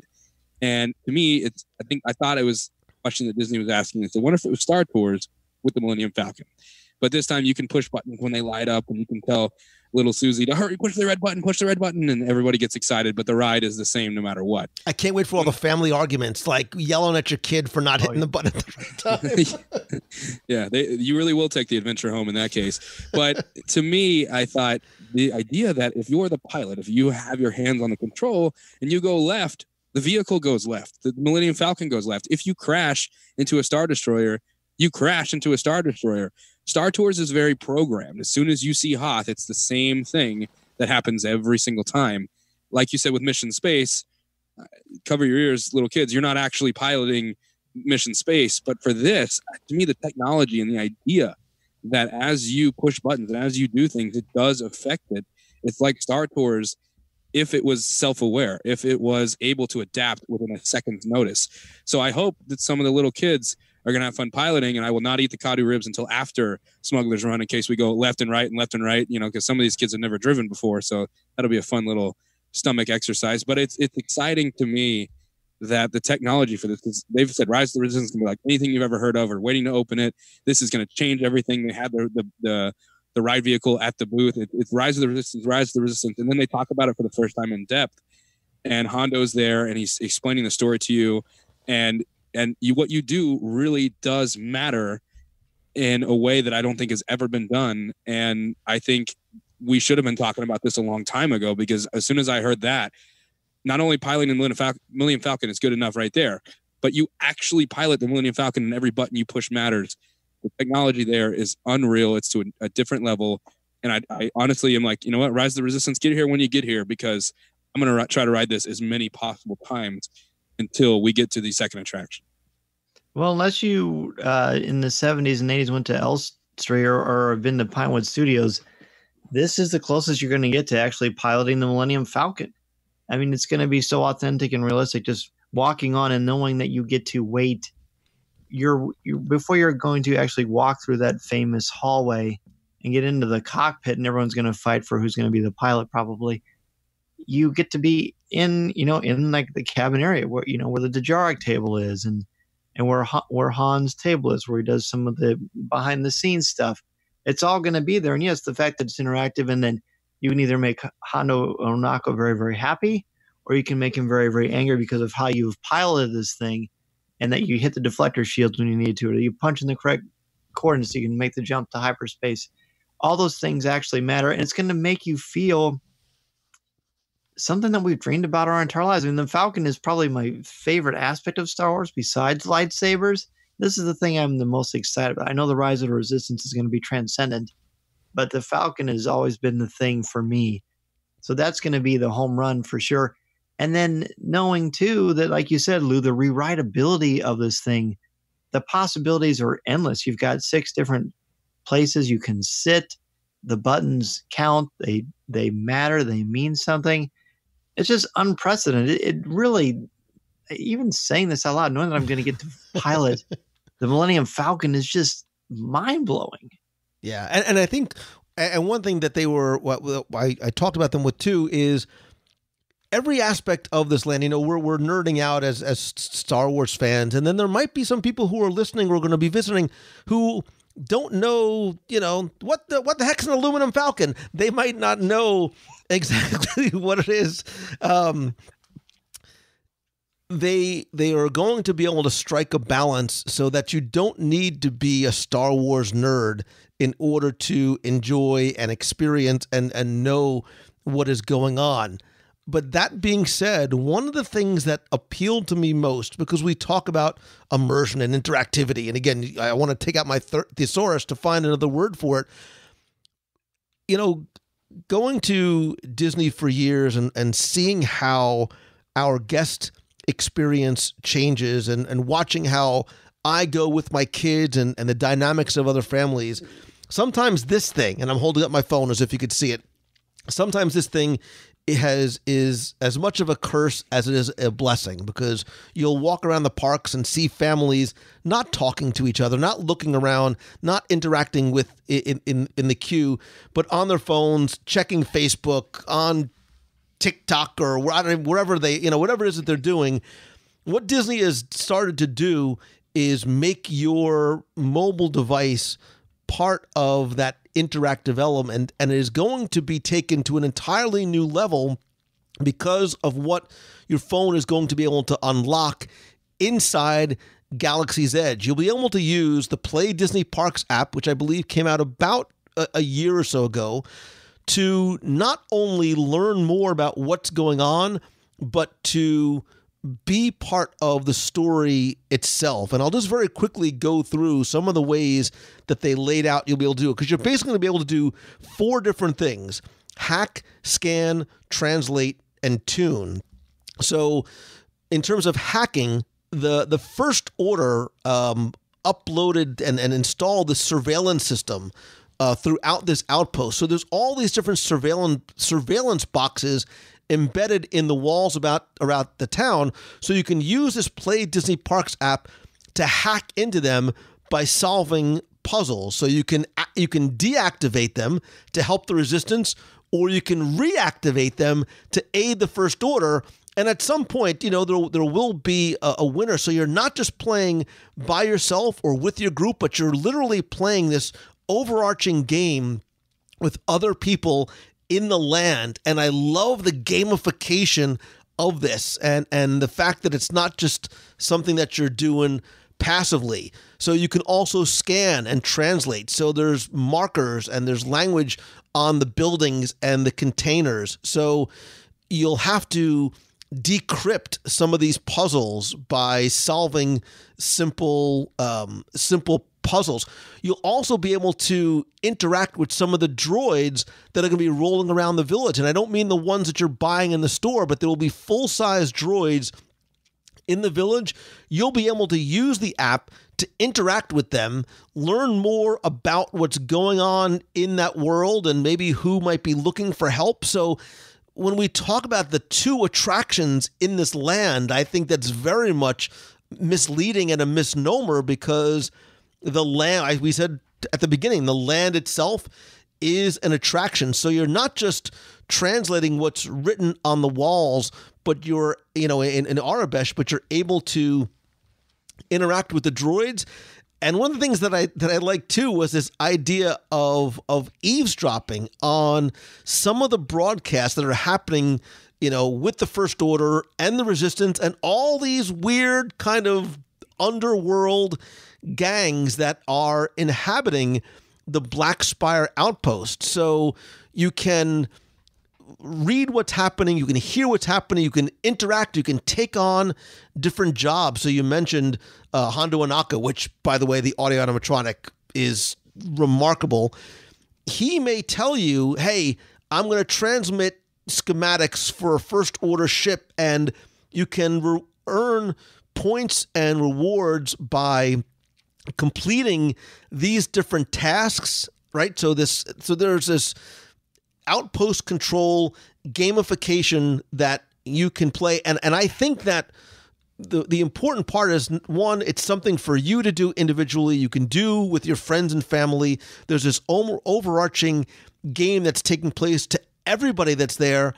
But guys, I have to believe that the choices that you make, the success or failure of what you do in the attraction and what you do on this very cool overlay in the app are absolutely going to affect what happens, how you interact with people. And, the conversation about the hotel is a separate one altogether, but everything speaks, everything matters, and this Play Disney Parks app is not like playing Angry Birds while you're waiting in the line for Small World. Well, that's the thing. We've talked about how they've thought about the soda, that we talked about how they thought about the food and the way it is appeared to be cooked with a pod racing engine. We talked about the idea that you can get the clothes to match the story and the droid and the lightsaber, but Disney is smart in recognizing you're going to have the phone in your hand anyways. We cannot change that. That's something that is just today's reality. So if you're going to have it in your hand anyways, why not make that the last aspect of being in Star Wars? So you have this real world thing in your hand that we are all addicted to.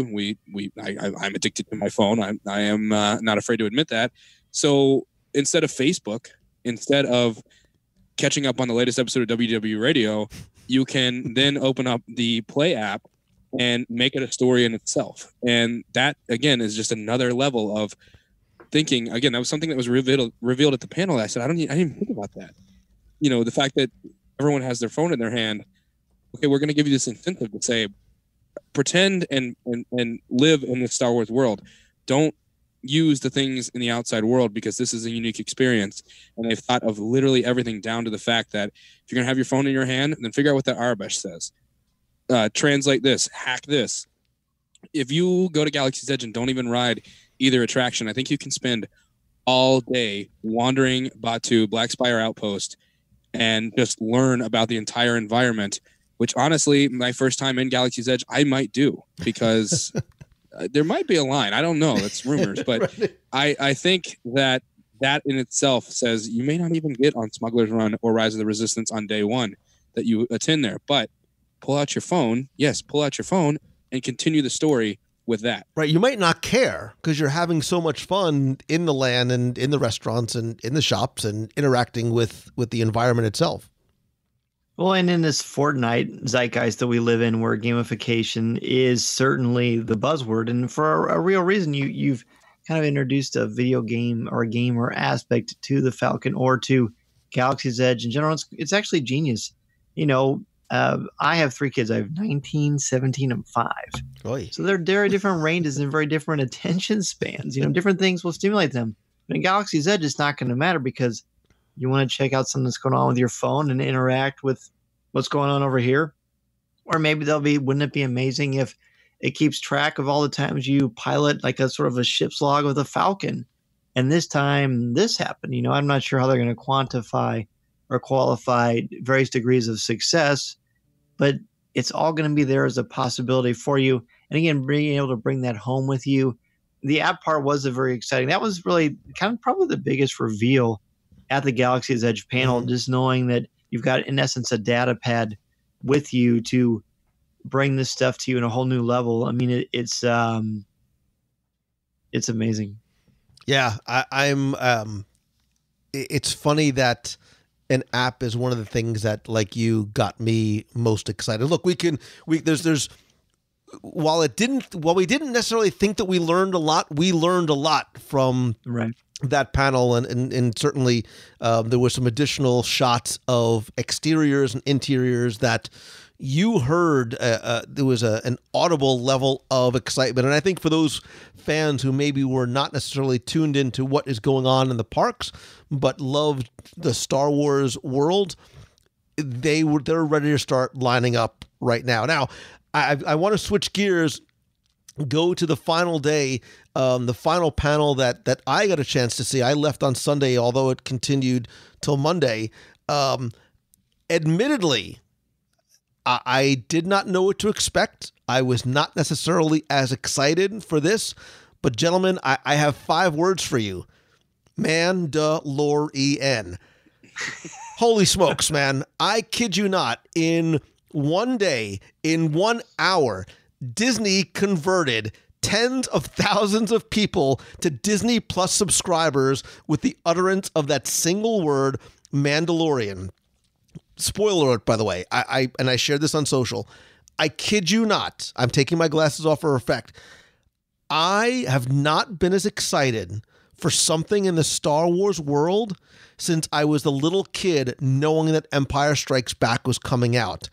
I had really not a lot of interest before I saw this and before the panel, but I am so grateful to have been in that room as opposed to watching it online, because there was an electricity in that room, not just because there was that sea of Mandalorian helmets that filled the arena that were chanting like Mondo before the panel even arrived, but this idea of this first live action Star Wars series ever, it brought out something in me that I have not felt since I was a little kid. I was excited when they announced the episode 1 that faded relatively quickly after I saw it. But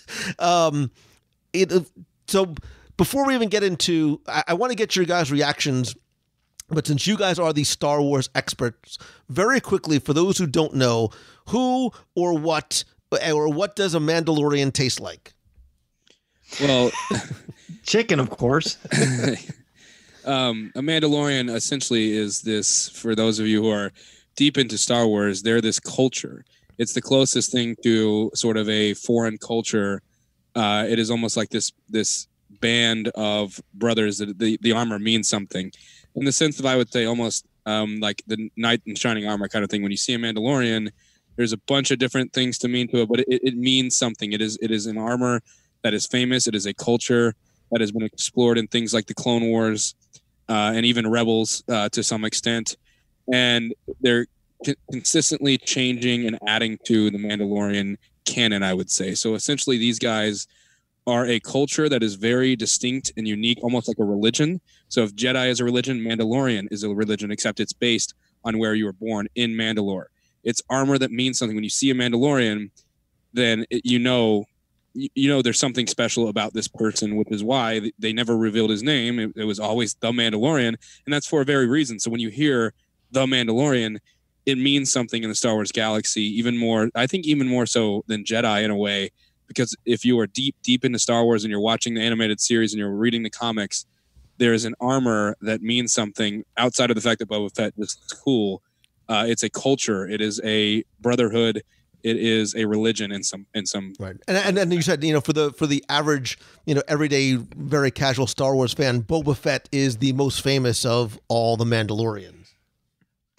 Yeah, definitely. As far as his armor, I don't know if it's more famous in the world than the Jedi, because the Jedi have a kind of a mysticism about them because they faded away for a while.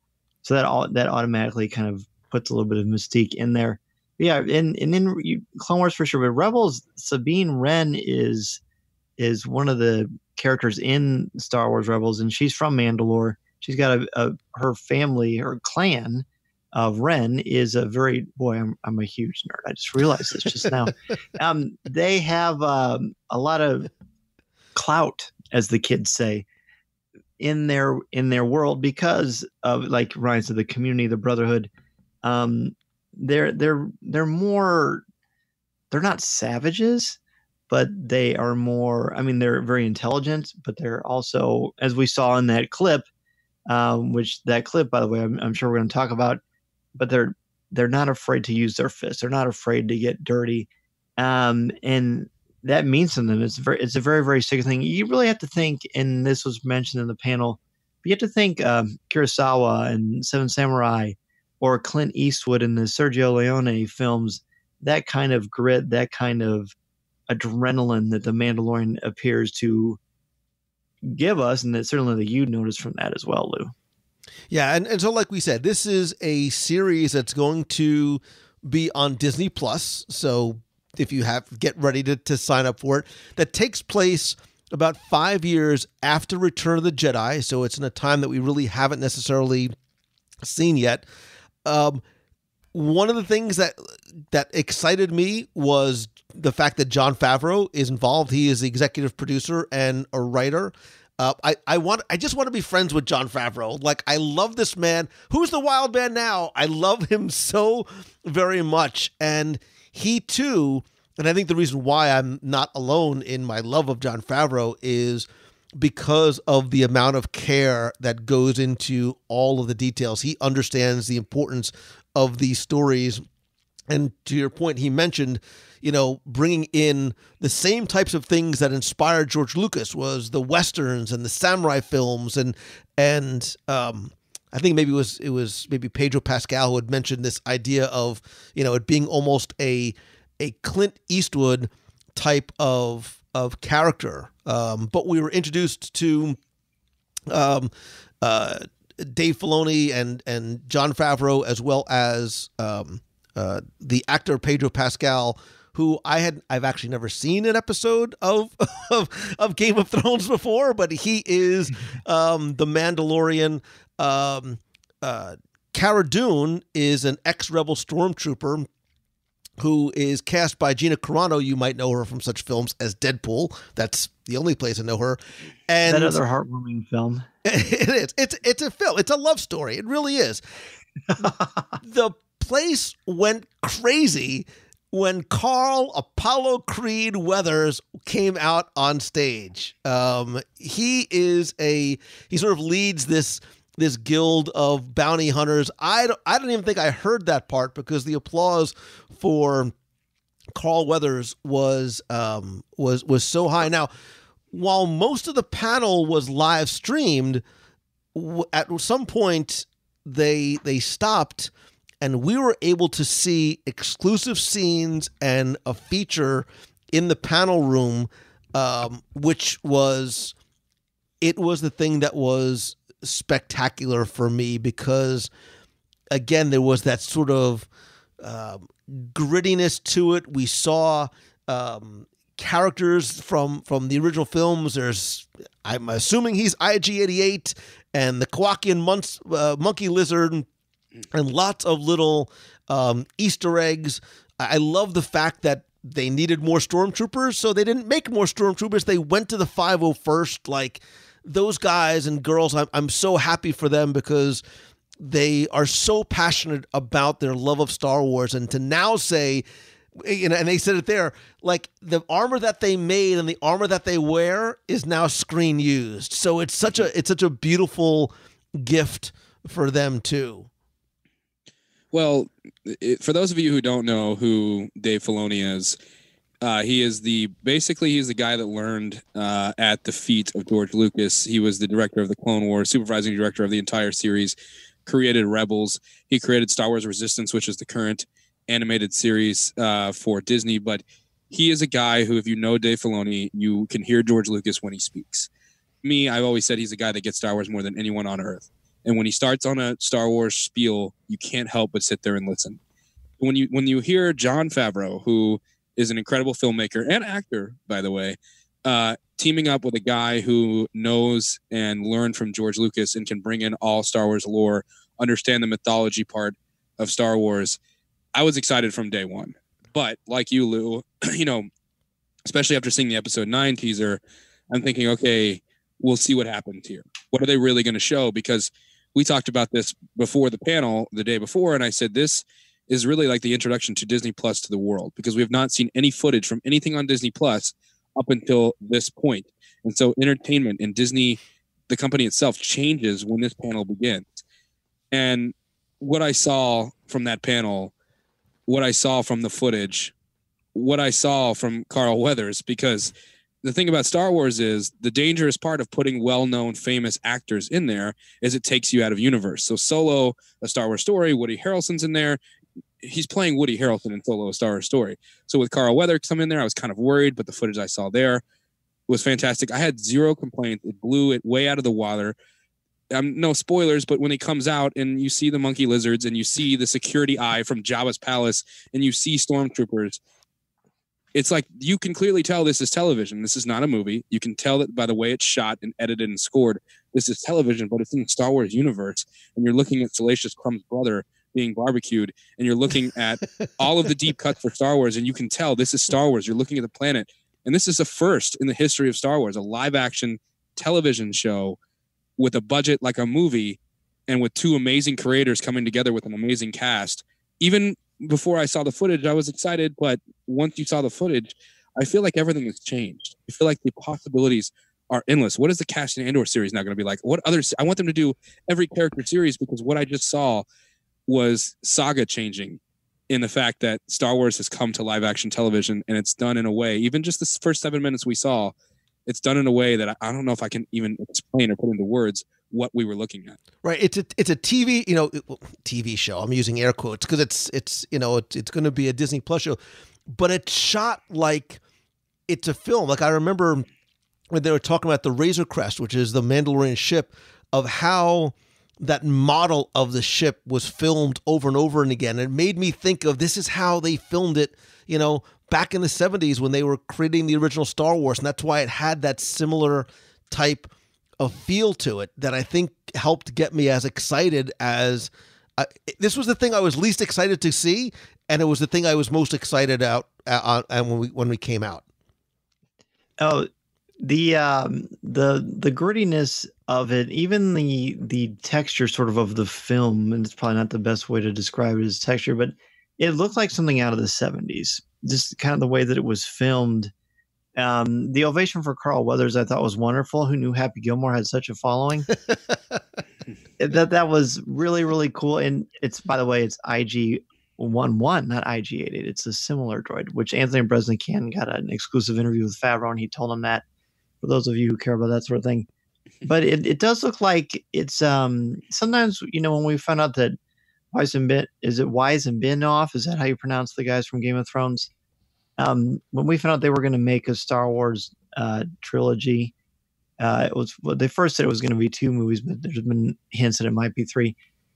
People sort of say, oh, good, we're going to get like an R-rated Star Wars. I don't think so. I don't think we're ever going to get an R-rated Star Wars, because at its core, Star Wars is still going to be family. But the thing is, families comes in all shapes and sizes. Some families have older children, and that kind of grittiness, that realism that the Mandalorian seems to be full of, is going to be very much on display. And this is the kind of stuff that you're probably not going to see on a big screen Star Wars film or production. But when you're talking about something that's streaming, that's geared towards a different kind of an audience, at least for this. I mean, we've got Clone Wars for younger audiences, or for audiences who may not be into that kind of a thing.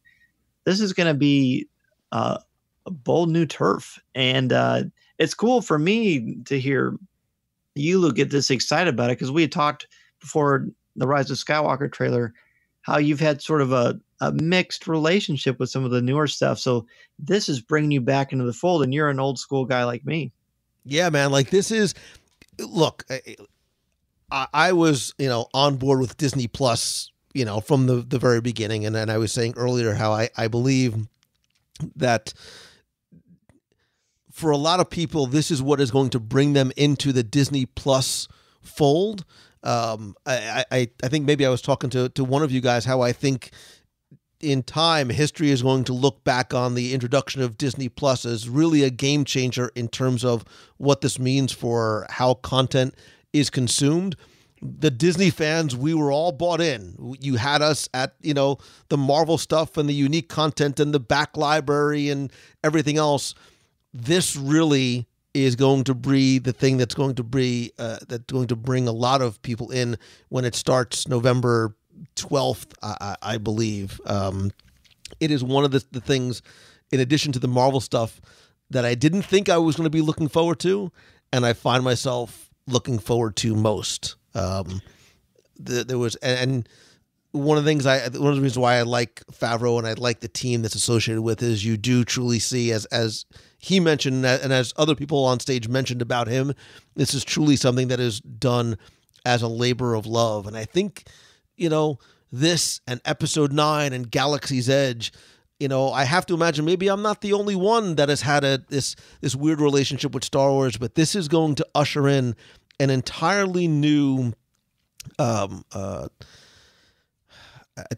time for the franchise itself and people's our renewing of, maybe this is the renewing of my vows with Star Wars, in terms of, and the fact that we're able to get it on the big screen, on our small screens and take it with us and binge watch these shows as they start to come out, and then step into and live in those worlds in Galaxy's Edge, really is just, it's such a wonderful trifecta. And I really enjoyed not just what I saw, but everything that I did at Star Wars Celebration. And again, Galaxy's Edge is going to open May 21st in Disneyland, August 29th in Walt Disney World.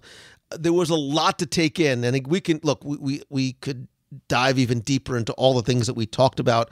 But of all the things that we saw and all the things that we talked about tonight, whether in parks or elsewhere, try and make it one thing, but it doesn't have to be. What's the one thing after Star Wars Celebration that you find yourself most excited about? I thought this was a show where you could have like 15 honorable mentions. Well, clearly you know me, so that's why I said sort of one, but one with honorable mentions. So watch how I do this. I think the rise of Skywalker. You were planning for this answer. I like it already. The rise of Skywalker, as I said before, is a homecoming. It's when you watch Episode 4, the original Star Wars, whatever you want to call it. This is the conclusion to that. This is the conclusion to George's story. So the saga is going to change. So everyone, I think, is coming home for that. So that is what it is. Then you have to start looking to the future. Star Wars Celebration is always about celebrating the past with anniversary panels and looking back at things. But some of the biggest draws is the future. And Kathleen Kennedy, the president of Lucasfilm, has said films are on a hiatus for a little while. They're going to take a summit. They're going to talk to the future filmmakers, and they're talking about what the stories are and when they're going to come out. There's no timetable for that. But there are 2 series announced for Disney+, The Mandalorian and the Cassian Andor series. What I saw from The Mandalorian, as I called it earlier, is saga changing. This is the future of Star Wars. Stories told that may be 8 to 10 episodes like The Mandalorian is, and there may be miniseries that come on that are 3 and 4 episodes. They may not do an Obi-Wan Kenobi movie, but they might do an Obi-Wan Kenobi 3-episode miniseries. The future is in Disney+. And that sound you hear right now is all the other streaming service executives crying, because it's a great price at $6.99 where they don't price anybody out, no matter how your financial situation is. And I think when I watch The Mandalorian, my wife, I can't pay her to watch Star Wars. But I was watching that first 7 minutes, and she's a big Game of Thrones fan, and she watches streaming shows, and she's always on Netflix. I think she would give this show a chance because it's not super space fantasy, hyperspace. From what we saw, this is going to be a very grounded series that is unlike anything we've ever seen. And like I said, I think that's step one. I think that is just what we're looking at when we watch the Mandalorian panel is the future of the Star Wars saga. And if that's how you're going to introduce us to the future of the Star Wars saga, then you've done well in a way that I don't think words can really describe as to what we saw when we saw those first 7 minutes of that episode. It was like Galaxy's Edge. It was beyond your wildest dreams. It's things you always thought could be possible, but then what you're looking at is the impossible becoming reality. And the story, I think, is going to bring all sorts of new fans in that aren't into the movies, that are really more television fans and more 12 or 10 episode story fans than a 2-hour movie where you got to kind of wrap everything up quickly. They have announced that they're not dropping it all at once. It's not going to be a bingeable series. It will be week to week, which means Star Wars can be experienced as a community. We're all waiting for Sunday night or whatever night it is because we know the Mandalorian's coming. Everybody's live tweeting and Facebooking, and for podcasters, we get to do immediate recap shows or whatever because it's a way to experience it as a community. It's not, well, some people watch these shows in one day. Well, now we all get to watch it on the same night, even though it's a streaming service. I just think the future of the saga happened at that Mandalorian panel, and I like what I see. I agree. And very quickly, I agree. And I love the fact that it's going to be released incrementally, because I think Lost was a better show because it forced you to wait every single week. Walking Dead works well because you've got that, oh my God, I have to wait, however long in between. And you were just, as you mentioned, sort of it being the future of the saga. I was asked a number of times on social and otherwise, who is the Mandalorian for? Meaning, is it something that is a family-friendly thing? Now, remember, one thing I think that distinguishes Disney Plus from places like Netflix and some of the other services, it's very much meant to be and will be a family-friendly streaming service. As a parent of kids who are currently 15 and 13, I feel, based on what I had seen, even with the fighting and the flamethrowers and things like that. Maybe I'm a bad parent. I would have been comfortable allowing my 9 or 10-year-old son or daughter to watch that with me. Obviously, your mileage may vary and everybody sort of will do it differently, but I didn't think that there was anything in there that I would have felt uncomfortable with my kids seeing. And I like that too, that I can see this as something that, unlike, hopefully the kids aren't watching. I've never seen Game of Thrones. So I understand, not for the kids, but this is something that you guys can watch and share together. I'm not trying to Mangello anybody, but mine really is a tie between the Galaxy's Edge and my feelings after seeing The Rise of Skywalker. I think as far as The Mandalorian goes, I'd say I'm whelmed, not over or underwhelmed, but I think it just sort of met what I was going for, because just everything I'd heard about it just seemed to sort of fit the bill. I really like the exuberance of the cast, all of them. I thought that was great. And Filoni and Favreau, you can't go on there. But again, Star Wars has always been a family thing for me. Growing up as a kid, going to the movies with my parents, them taking me to get action figures. I had the cool parents that if all the figures were there that I already had, they let me get an extra Stormtrooper or one of the Sand People so I could build my little army. And then I have my kids, and with the older kids, we watch the Clone Wars, and they get older. We still go see the movies together. And then with my youngest, Mason, we watch Star Wars Rebels or Forces of Destiny or play with the figures. And now I get to take my entire family and ride the Millennium Falcon. And there's really not a more lovely sentence than that when it comes to Star Wars, because it's about family for me. I don't see a lot of hope in The Mandalorian, just on that small 8-minute segment that we've seen. But there's nothing but hope when it comes to Galaxy's Edge, because you're going to get to experience and live it through all ages, through all colors, through all shapes and sizes. Star Wars is for everyone, and Galaxy's Edge is proving that. Well, you older gentlemen, no offense, can remember a time in which I hope you look as good as us when you're our age. Well, I will say you do both look very handsome, but that's a side note. What I'll say is that Star Wars, back in those early days, you would look for literally anything. You would go to the store and just hope to see the words Star Wars, and that was an adventure in itself. The idea now is that what Lucasfilm and Disney have come together for, and what I gathered from Star Wars Celebration, was that no matter how old you are, what gender you are, how your family situation is, or what you're into, there is something for you in the Star Wars universe. If you're into something like The Mandalorian, a very Clint Eastwood grounded personal series that you can watch on Disney Plus, there you go. 2 panels we haven't really mentioned very much is the Clone Wars season 7, which is coming to Disney Plus, Star Wars Resistance, which is the youngest skewed material in the history of Star Wars. Star Wars Resistance, the creators have said themselves, this is for younger kids that we've never even really tried to get before. You're talking 4 to 5 to 6 years old. My son loves Star Wars Resistance. He's 3 years old. If you're into video games, Jedi Fallen Order was revealed this time. It's a video game. It's a first-person story that is canon and part of the story that's never been done before. If you're into video games, if you're into theme parks, if you're not a Star Wars fan but you're a Disney Parks fan, who doesn't want to just go see what Galaxy's Edge is all about? For the first time in the history of the Star Wars saga, there's something for you, and you can pick and choose and either consume it all, like Dan and I are going to. It's kind of what we do. Or you can say, I'm just into The Mandalorian. My kids are into the Clone Wars. Or I'm a Disney Parks fan. I've never even seen a Star Wars movie, but as I listen to you guys talk about it, I've got to see what that's all about.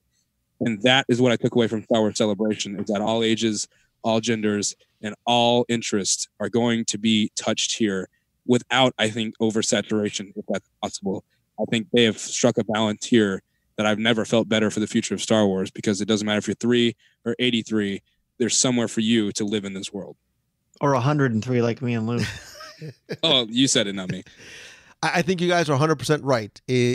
My takeaway from Celebration was I love what Disney and Lucasfilm collectively have done in terms of molding this franchise and this world to being something that, you're right, there is an entry point for somebody. There is an interest point that will hopefully bring somebody into this world.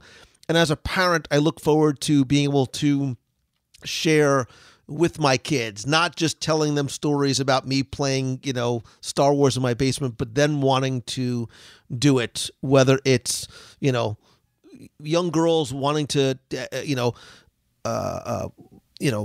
her universe merchandise and Ahsoka Tano, or nerding out over whatever it is. Look, for me, my one takeaway, literally and figuratively, and you guys are watching, so we're on video.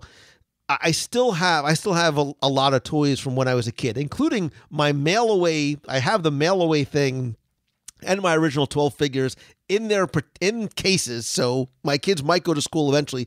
But on my shelf, and it's been in the back of one of these little cubbies on my shelf, I still have my original Han Solo 1977 blaster that was sitting all the way in the back. And the one thing I bought myself, I don't know why I'm getting choked up. The one thing I bought myself from Celebration was a little acrylic stand. And I took it from the back of the shelf and I put it right out front and right up on top so I could see it. And when I do the live show, you can see it, because all of a sudden that thing that meant so much to me as a kid means so much to me again. And it's something that I am excited to share with my family and my friends and my extended family. And I am now looking forward to going back to Star Wars Celebration in 2020, which, as we just found out, is going to be, once again, for the first time since 2015, back in Anaheim. So it's sort of coming back home, which, and, not so coincidentally, Galaxy's Edge will be right down the street. Guys, I cannot thank you enough for not just tonight, which is almost going into the wee hours of the morning, but for all that you guys do to not just share your love and fandom of Star Wars and in this incredible world with other people, but allowing allowing me to do this with you and to be on the shows. Do me a favor, tell everybody where they can find you, how to follow you, and all the Star Wars goodness that you guys share. So our website is forcecast.net. We also are affiliated with theforce.net. So either one of those websites are going to be your go-to there. We're also on Apple Podcasts. We are on Google Podcasts. We are on insert podcast catcher name here. We also are on Twitter at ForceCastNet, because unfortunately somebody's sitting on at ForceCast. So if you're listening, I do have $3 in my pocket. And then also Facebook.com/ForceCast.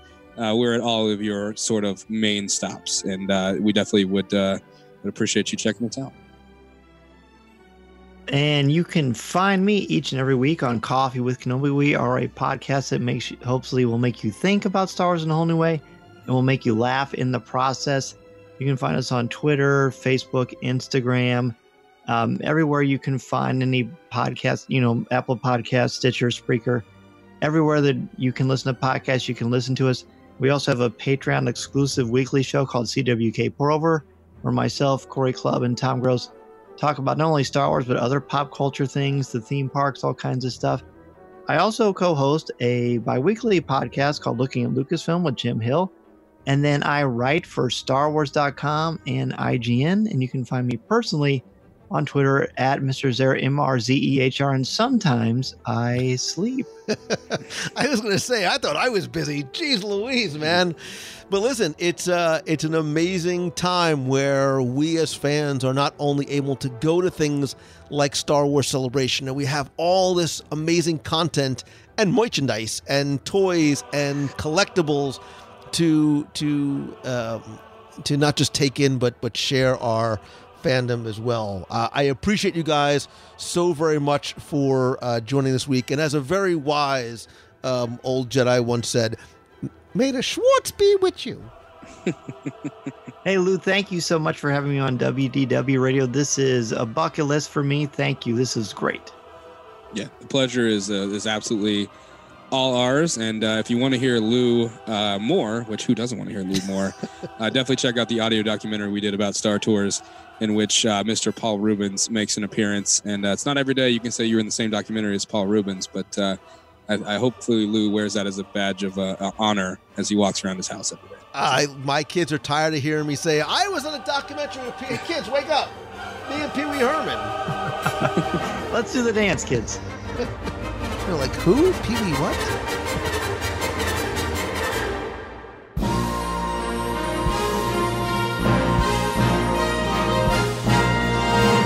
It's time for our Walt Disney World Trivia Question of the Week, where I invite you to test your knowledge of Walt Disney World's history or see how well you pay attention to the details, sometimes what you see or hear or taste in the parks. If you think you know the answer, you can enter via our online form for a chance to win a Disney Prize package. But of course, before we get to this week's question, we're going to go back, review last week's, and select our winner. So last week, I kept it straightforward and somewhat simple because I asked you to tell me what was the name. I was feeling very nostalgic again. What was the name of the former host of Innoventions in the early 2000s? And again, thanks to the hundreds of you who entered, got this one correct. Some of you didn't get it correct, but were very creative in your answers. Ken Jennings from the Astuter Computer Review was a few people's answers. Some of the other robots that used to wander their way around, Dreamfinder, Figment, none of those were actually the host of Innoventions. In fact, his name was Tom Morrow 2.0. He was a small, singing, talking robot that talked about and introduced guests to the various areas throughout Innoventions from about 2000 to 2007 or so. Now, if that name sounds familiar to you or your kids, he was also the host of Disney Channel's Imagineer That Shorts. Now, while he was in Innoventions West, he brought you through the road to tomorrow. He introduced you to some of the great roadside attractions, including Network Living, Beautiful Science, the Lutron Ultimate Home Experience, Video Games of Tomorrow, which was originally Sega and then Disney Interactive, the Disney.com Internet Zone, ooh, how futuristic, by Compaq, the Tom Morrow 2.0 Playground, and the Epcot Interactive Kiosks known as Discover the Stories Behind the Magic. Again, if you've seen Tom Morrow, you'll know and recognize that little yellow friendly robot who, rest in peace, is no longer there. Who knows, you might find a little hint of references to Tom Morrow, little Easter eggs somewhere hidden in Epcot, but I digress. Anyway, I took all of the correct answers from last week, randomly selected one, and again, you were playing for all of my digital products, my 102 Ways to Save Money for an at Walt Disney World book, as well as my 7 virtual audio walking tours of all the different lands in the Magic Kingdom, which you can still find at www.radio.com and on iTunes, a WDW Radio vinyl sticker, a pop socket, and I promised you a t-shirt, so that's what I'm going to send you. And last week's winner, randomly selected, is Sharon D'Amico. So Sharon, you use the online form.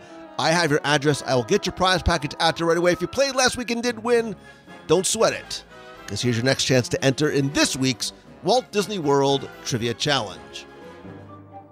So we're talking Star Wars, Mandalorian, Galaxy's Edge. Lest we forget Star Tours over at Disney's Hollywood Studios. Will be interesting to see how that plays into the story of Galaxy's Edge. But while the destination has changed throughout the years and changes every time you ride due to the randomization factor, one thing that has remained constant is your flight number. And that's what you have to tell me this week. What is your Star Tours flight number? Now, you have until Sunday, April 28th at 11:59 p.m., not a second later, well, I'll take it anyway, to go to www.radio.com, click on this week's podcast, submit your entry there. Again, you're going to play for all the digital products, the vinyl sticker, and instead of a t-shirt and a pop socket, I'm going to send you a surprise prize that I got for you from Star Wars Celebration. So good luck. Of course, may the Force be with you, yada, yada, yada. May the Schwartz be with you, and have fun.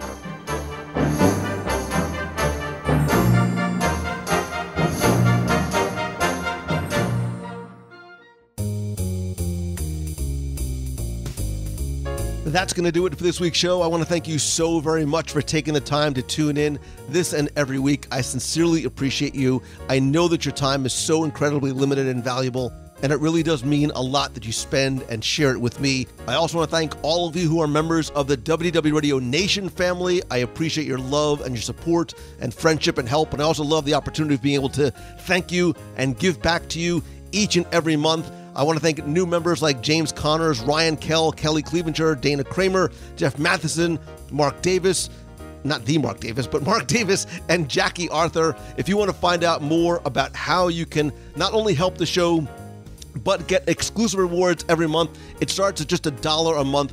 Visit www.radio.com/support. And please don't forget that a portion of your contribution does go to the Dream Team project that directly benefits the Make-A-Wish Foundation of America.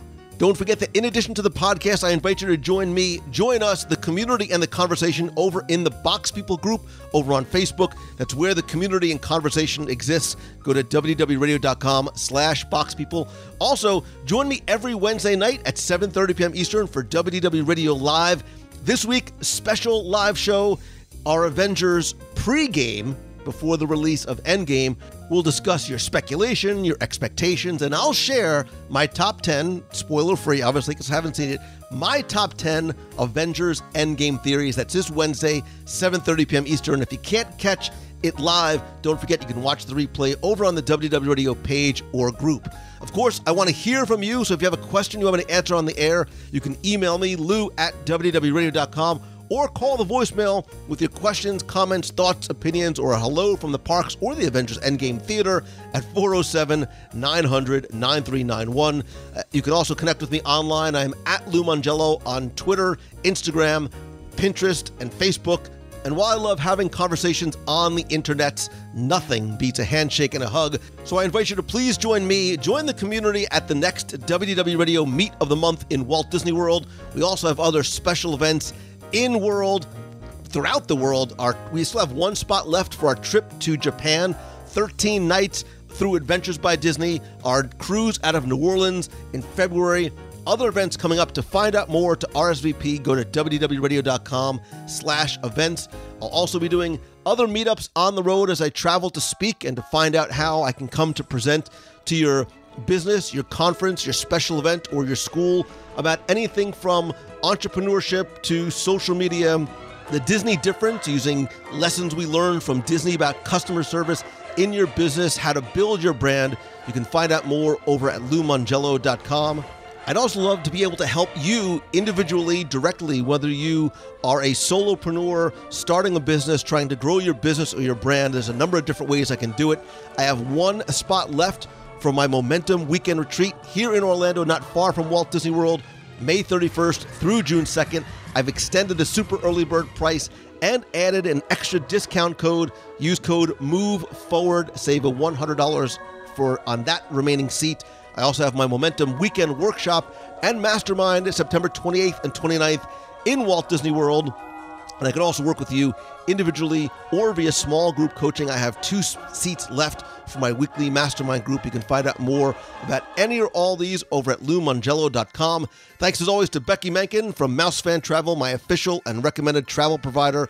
No matter the Disney or other destination you are going to, whether it's an Adventures by Disney, a cruise, Disneyland, or anywhere on this beautiful planet of ours, they can help you with the best possible prices, an incredible level of service, all at no cost to you. You can visit them over at mousefantravel.com. Then go check out Celebrations Magazine over at celebrationspress.com.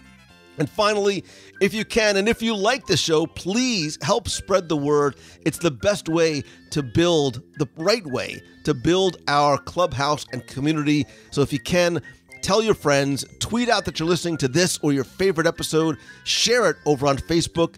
And if you could take just 30 seconds, I don't even think it takes that long, to rate and review the show and over on iTunes, it's incredibly helpful. I want to thank KBS, who says, it's great even after a decade. I started listening to WDW Radio in September. I've been working my way through back catalog every day. I love the energy and enthusiasm that Lou brings to all things Disney. It makes the time between visits to the world all the more magical. I'm up to episode 105, wow, from February 2009, and still going strong. I just want to say thanks and congrats to Lou on winning the podcast award for 2007-2008, and especially for finishing the 2008 half marathon. Wow, that was a lifetime ago. I've recently begun training for that race myself, inspired by the knowledge that, quote, if Lou can do it, then I can do it. Yes, I can. Yes, I can. Close quote. KBS, trust me, my friend, if my little legs can do it, you can too. And speaking of that, you should join, all of you should come and join the WDW Radio running team. It doesn't matter if you've done your first marathon or your 100th, if it's a 5K, 10K, half full, if you just want to come and cheer, visit WDWRun.com. It's a lot of fun, I promise you. Ambulance 211 says, I'm moving to Disney. Lou's episode on moving to Disney was the catalyst that made my final decision. We're moving to Disney this October. Congrats, brother. Thank you, Lou and friends, for the push we needed to make the jump. That's from Sean.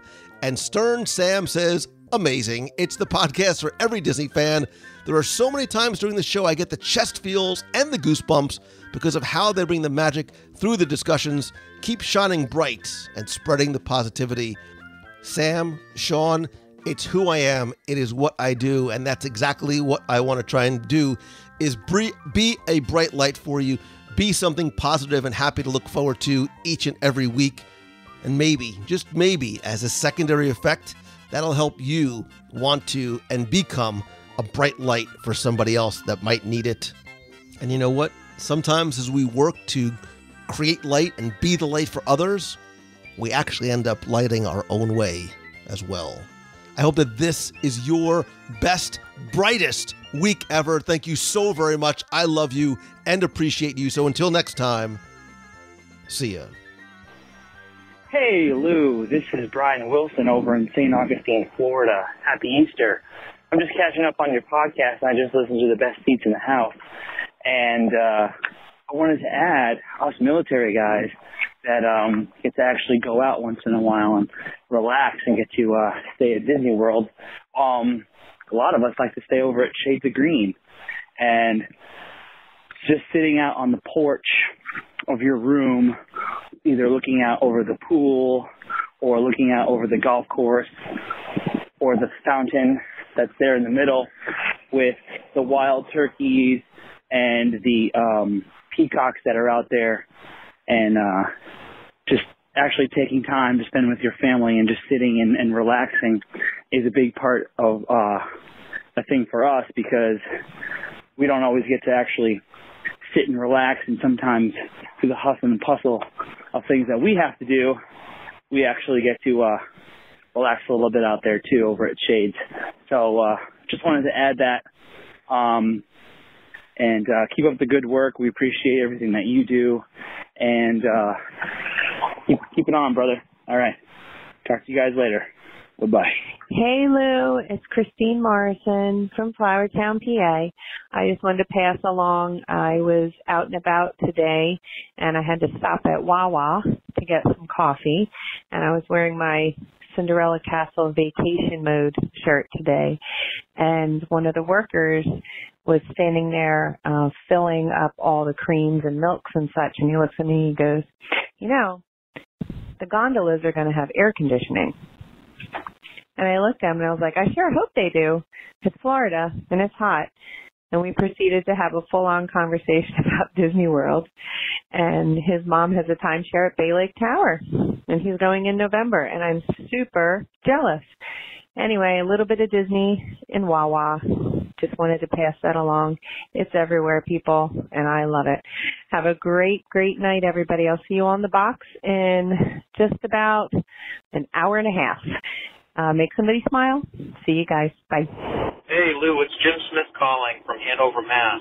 Hey, I'm calling in response to your show about the best seats in Walt Disney World. So my favorite seat is anywhere where I could possibly be that guy. And not necessarily a guy, but I've seen it as that guy when you get picked on in, say, Monsters Incorporated Laugh Floor. It could be a little embarrassing, but it's all in good fun.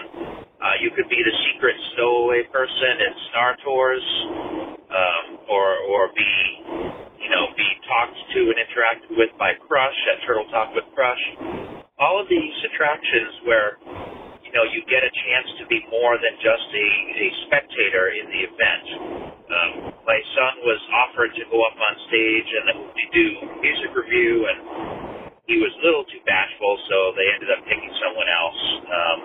And I actually had an incredible opportunity to be an extra, or a stunt extra, I don't know what you call it, at the Indiana Jones stunt show, where I got to scream and act all afraid, all this sort of cool stuff that I would never have gotten to do. I have a backstage picture somewhere with several other extras. I'll try to find that and post it to the box group. But anyway, any chance that you can sort of luck into being one of those people that gets that additional level of interaction in those theater-style attractions, that's my vote for best seat in the house. So anyhow, that's that. Thanks, Lou. Appreciate the show and appreciate the box and everything that you've done with this great community. So long. Take care. Hello, Lou Mongello. It's Darlene Mackey from West Seneca, New York, calling in with the countdown. I have 58 days until I'm back down in the world, and then I have down on my calendar that you guys have 301 days until the New Orleans cruise out of New Orleans, and hopefully there will be a meetup there. Then you have now for Japan, which is so exciting. I cannot wait. About 185 days, and I heard there's still room spot available for that. So do Lou a favor and book that last room. I wish I could, but I know I can't. So go ahead, have a magical day, and follow Lou in Chicago for Star Wars weekend. I hope he has a wonderful time. Have a magical day.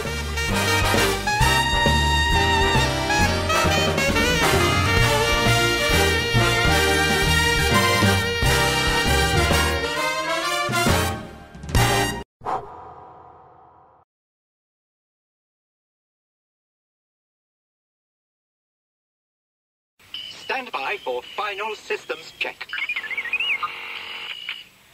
Forward lights. Check. Deflector shield. Check. Laser cannons. Check. I said check, Artu. Shut them down before you blow up the whole place. Sometimes, Artu, I can't understand your logic at all.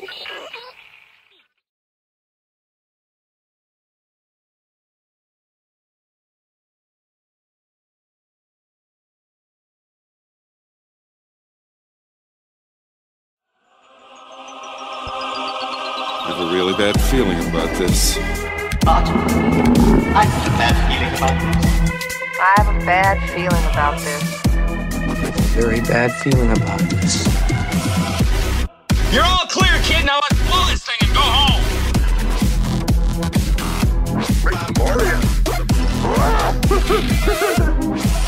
War's not make one great.